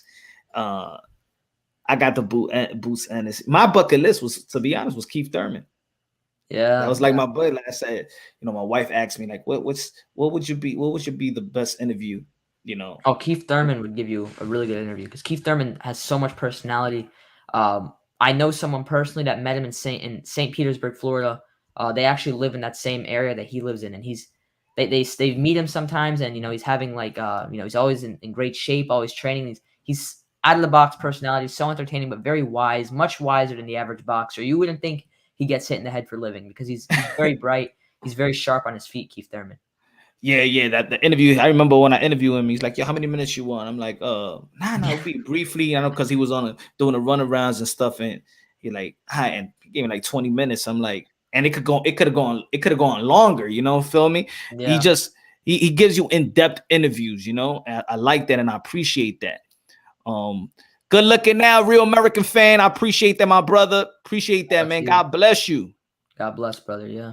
God bless. God bless. Everybody you haven't subscribed to your boy, Mighty Max Boxing, please subscribe. Yo, one of the best channels in the YTBC. I'm telling you, man. Insights, man. He touched on a lot of things that a lot of people don't touch on. Very educated, very informative. Please subscribe to real hardcore boxing channel like Mighty Max. You're missing out. You're missing out. Yes, sir, man. I see my brother Jaime Martinez in the chat as well. One of the OGs, one of my favorite subscribers I have on my channel, man. Always showing support. Shout out to Jaime. Two brothers that talk about boxing and talk the facts. Cheers. Thank you, Jaime. Jaime. Appreciate that. Appreciate that. Yeah, that would be a great interview. That would be a great interview. I think now, let me see an interview that I would love to have. I would have said that I would have said the one-on-one with Manny Pacquiao, but he retired. Yeah, man. There's so many. Tyson Fury interview. Imagine that. That would be cool, man. A Tyson Fury punch drunk interview while drinking a pint. Yeah, because we know Tyson Fury has an out of the box personality always. So you know Tyson Fury he's gonna be unfiltered. He's gonna say what he really thinks. Entertaining as well. You know that'd be a great interview. You could brand as the heavyweight champion of the world because he is in many people's mind. I mean, he is a heavyweight champion. Okay, so a few questions before we head out. A few questions. Mm-hmm. The comeback fighter of the year of 2022, who would it be? Comeback fighter of 2022. Mm-hmm. Tough call. Really tough call. I mean, I may even have to go far and go for a hot take and someone I don't really even like that much, but if he makes the right fights and is managed right, it might be Deontay Wilder if he gets that Ruiz fight. If he gets that Ruiz fight, knocks out Ruiz, and then gets one more, decent opponent for the year ends, he'll be a candidate as a potential comeback fighter of the year. That's a guy that could definitely get it. There's so many. I'd have to really think about that one, but I think that's a guy. Caleb Plant if he gets that Jamal Charlo fight, because I'd pick Caleb Plant to beat Charlo personally. If that happens, Caleb Plant could also get a comeback fighter of the year candidate. So you got comeback fighter of the year. You got Deontay Wilder. He's in one of the lists. I say, let me see. Should I put Gary Russell Jr. as a comeback fighter, even though he never lost? But it's just been so long. Yeah, like he could be a comeback fighter, but I don't know if he would be enough to beat out Deontay Wilder because he's only had one loss and still is still doing his thing. So you got Keith. I mean, we have Keith Thurman, Adrian Broner probably going a bit back in the ring. You got Deontay Wilder, Caleb Plant. Who else? Who else took Teofimo Lopez? Teofimo Lopez could very well do it. I think people are underestimating his chances at 140, and I don't think he'd beat Josh Taylor or Regis. I'm not even sure if he'd beat Ramirez, but I think those are all competitive fights. But if he fights like a Jose Zepeda and Arnold Barboza, that'd be a really good year for him. Those are two elite guys at 140, and I'd favor him to beat both of them. Chick says Mikey Garcia. It's gonna take a lot. I don't know if Mikey's head's in the sport anymore. Yeah. I don't think his head is in the head. He reminds me of what? He reminds me of Omar Figueroa. Like we knew listening to Omar Figueroa, he wasn't into it anymore. Omar Figueroa, you could see the decline because he was very talented, and then out of nowhere he just became untalented. If that makes sense, and people are all confused. But I just think it's mental. It's all mental. Yo, we got some good names, man. Look, we got Berchelt. I think people are sleeping on Berchelt as well. People forgot how good he was before the Valdez fight and how much weight he had to cut. I'd love to see Miguel Berchelt and Richard Comey fight. Oh, I think that fight would be. Well, I don't know if you heard when I was talking about Miguel Berchelt. So I had a great me and Miguel Berchelt talked like for a good half an hour. He was out there. He was in New York, and during the Kambosos thing. So I was sitting next to him. He was talking about that the only fight that he really wants in 130 is Shakur Stevenson. He said that's the only money making fight for him. He doesn't want to leave 130, but he's forced to leave 130 because there's no money at 130. So he wants to campaign at 135. Did you think that Miguel Berchelt will succeed in 135? Is a stack 135? would you think that he could succeed? When I saw him in person, I said, yo, this guy is a little guy. And when we was talking about, because we was standing right next to Teo, and Teo was drained the F out, but Teo was still big, and he was like, yo, he's like, Teo's a big guy. Look at his shoulder. He showed in Spanish. Like, and I'm saying to my mind, like, damn, there's a difference in size, bro. I don't know if you could do the 135. You do got the pop, but if he gets the right fight of Miguel Berchelt versus Jojo Diaz, will be good. Hey, that'd be a really good fight. Jojo, as I said, Richard Comey, that fight would be a war. Might be a little too dangerous for your first fight, especially after a brutal knockout, but he could build himself up to that. There's a lot of fights that can happen. Hypothetically, like a Pitbull Cruz fight. I know it won't happen because of promotion, but just thinking about those type of fights, really interesting. He might be a little small for 135, but you got to remember he'll be much more hydrated than he was at 130. He'll be much more fresh, and he'll just be a better fighter overall. And I think I'm not sure if he'll become like a champion at 135, but I think he can definitely beat some of these names. Because I honestly think before that Valdez fight, he was looking like a monster. If you watch that, I know Jason Sosa isn't a world beater, but he's decent. And you look at what he did against Jason Sosa. That was brutal. And it was beautiful to watch as well. Fighter. No, I'm not going to ask that one yet. Fight of the year. I think there's so many fights that we don't even know are going to happen, but I think my early call for it is probably Charlo Castano too at the moment. But also, I think Stanionis Putaev will be a nominee. I don't think he'll win it, but I think it'll be a high level nominee as well. But I'll go Charlo Castano too. Not Chocolatito Estrada. It might be, but I think the fact is I see Charlo's getting like a late stoppage against Castano, and it'll be such a thriller fight. Well, Chocolatito Estrada 3 will kind of be similar to the second fight, but I think Chocolatito will do a little better and actually get the win this time. I agree. I got Charlo and Castano, and it's undisputed. So it would be. Yeah. I think it was action packed from round 1 to the last round. It was action packed, regardless if people didn't like the outcome of the fight. They feel like it was a robbery. I looked at the fight 2 days ago again, like that was entertaining. Like I saw it. I was there live, but like I was just And then when I rescored it, I watched it in mute. I slowed the page just so I could prove to people that my scorecard wasn't that horrible. But it was a great fight. So I think that's the fight of the year, in my opinion. That one and Amanda Serrano and Katie Taylor. I think so. That could definitely win female fight of the year for sure. Because I can't think of any fight that'd be as entertaining in women's boxing as that. That's like two, arguably top 2 pound for pound. Fighter of the year. I think it's going to be Jermell Charlo. I've said this before the Castano fight was even set because I see him going undisputed, and he may legit be the only fighter that actually goes undisputed in 2022. Because you just look at the sport in general, the fights that could happen. I mean, Inoue could get it. I think he'd probably win it if he got it, but I don't know if that Casemiro fight's going to happen. I think a lot of roadblocks have stopped that fight from happening. I see Charlo beating Castano, and then he either beats up on Tim Tszyu or Erickson Lubin. Ooh. Maybe both, probably not both, probably just one of them. But, hypothetically, beating Castano and then beating Tim Tszyu, going undisputed and having a very solid title defense after that, I mean, that's something. I said fight of the year. Fighter of the year.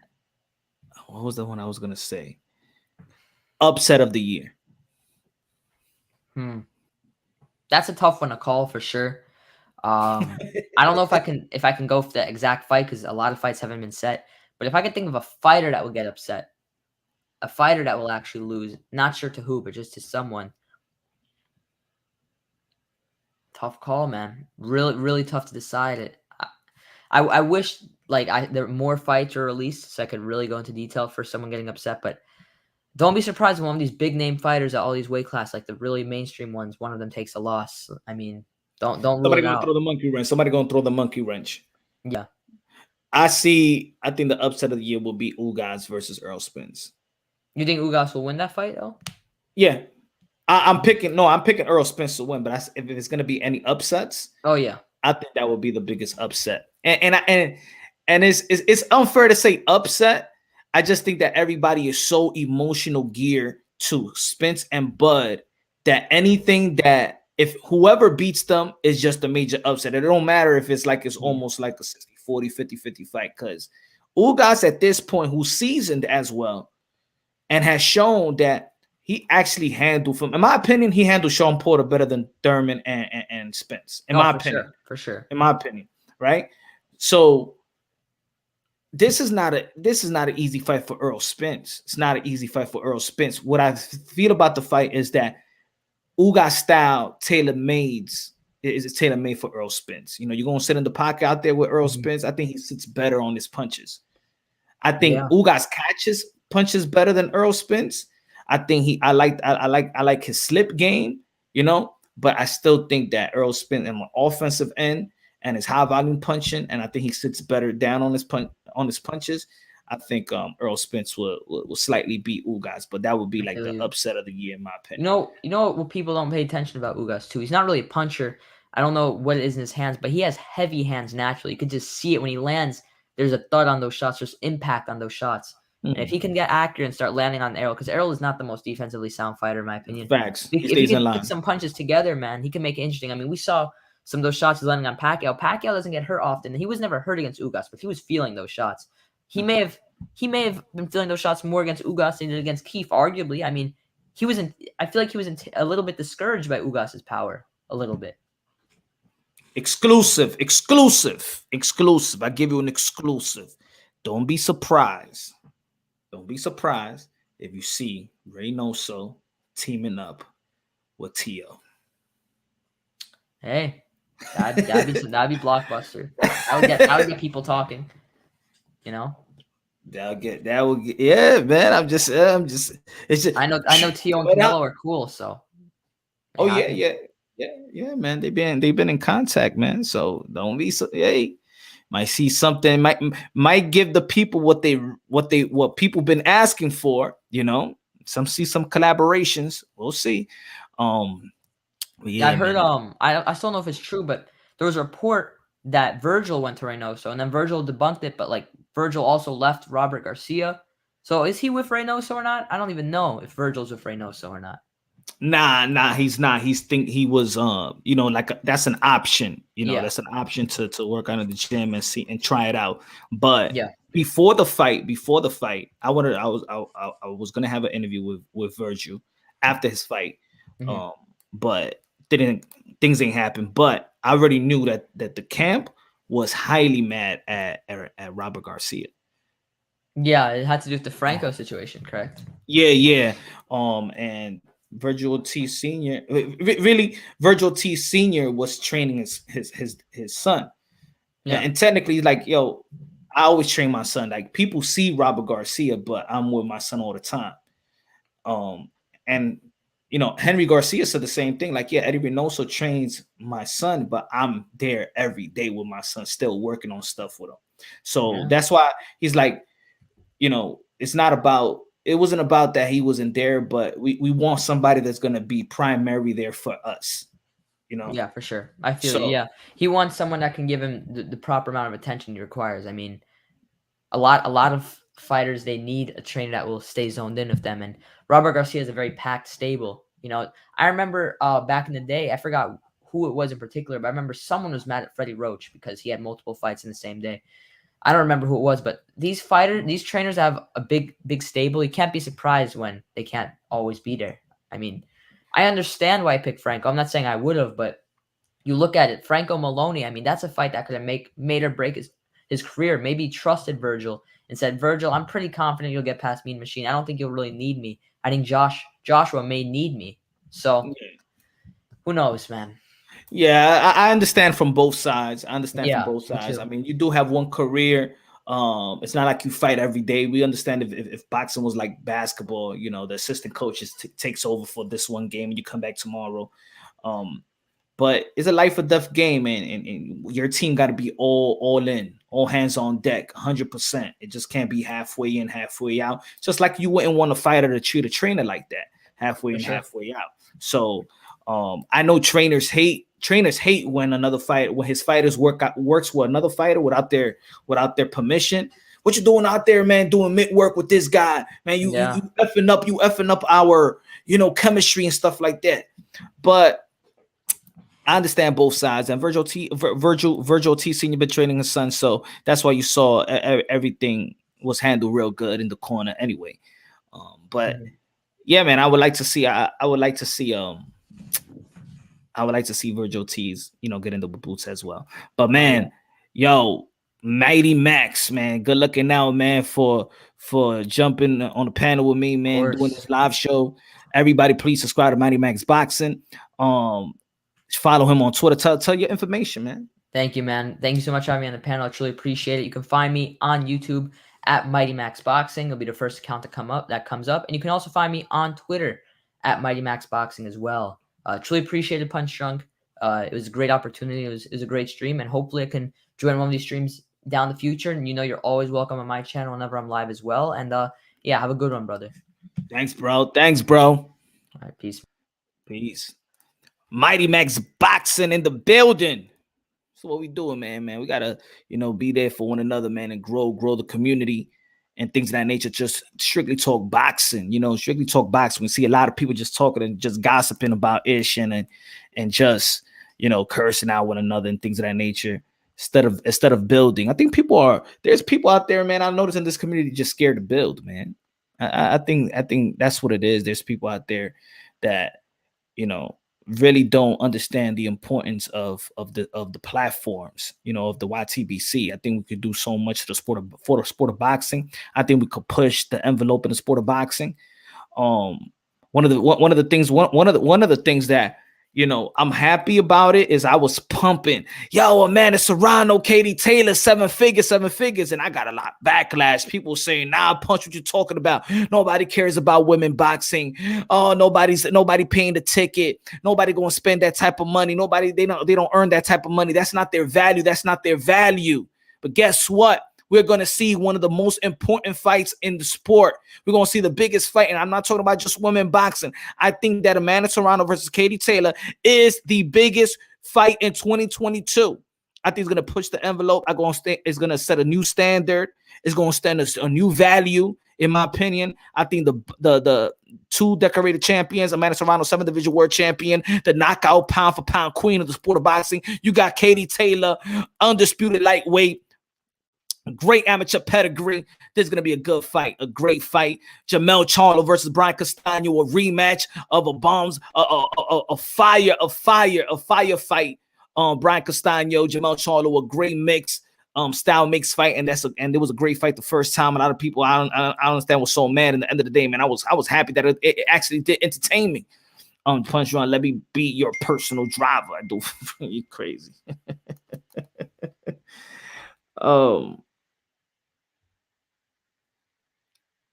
But yeah.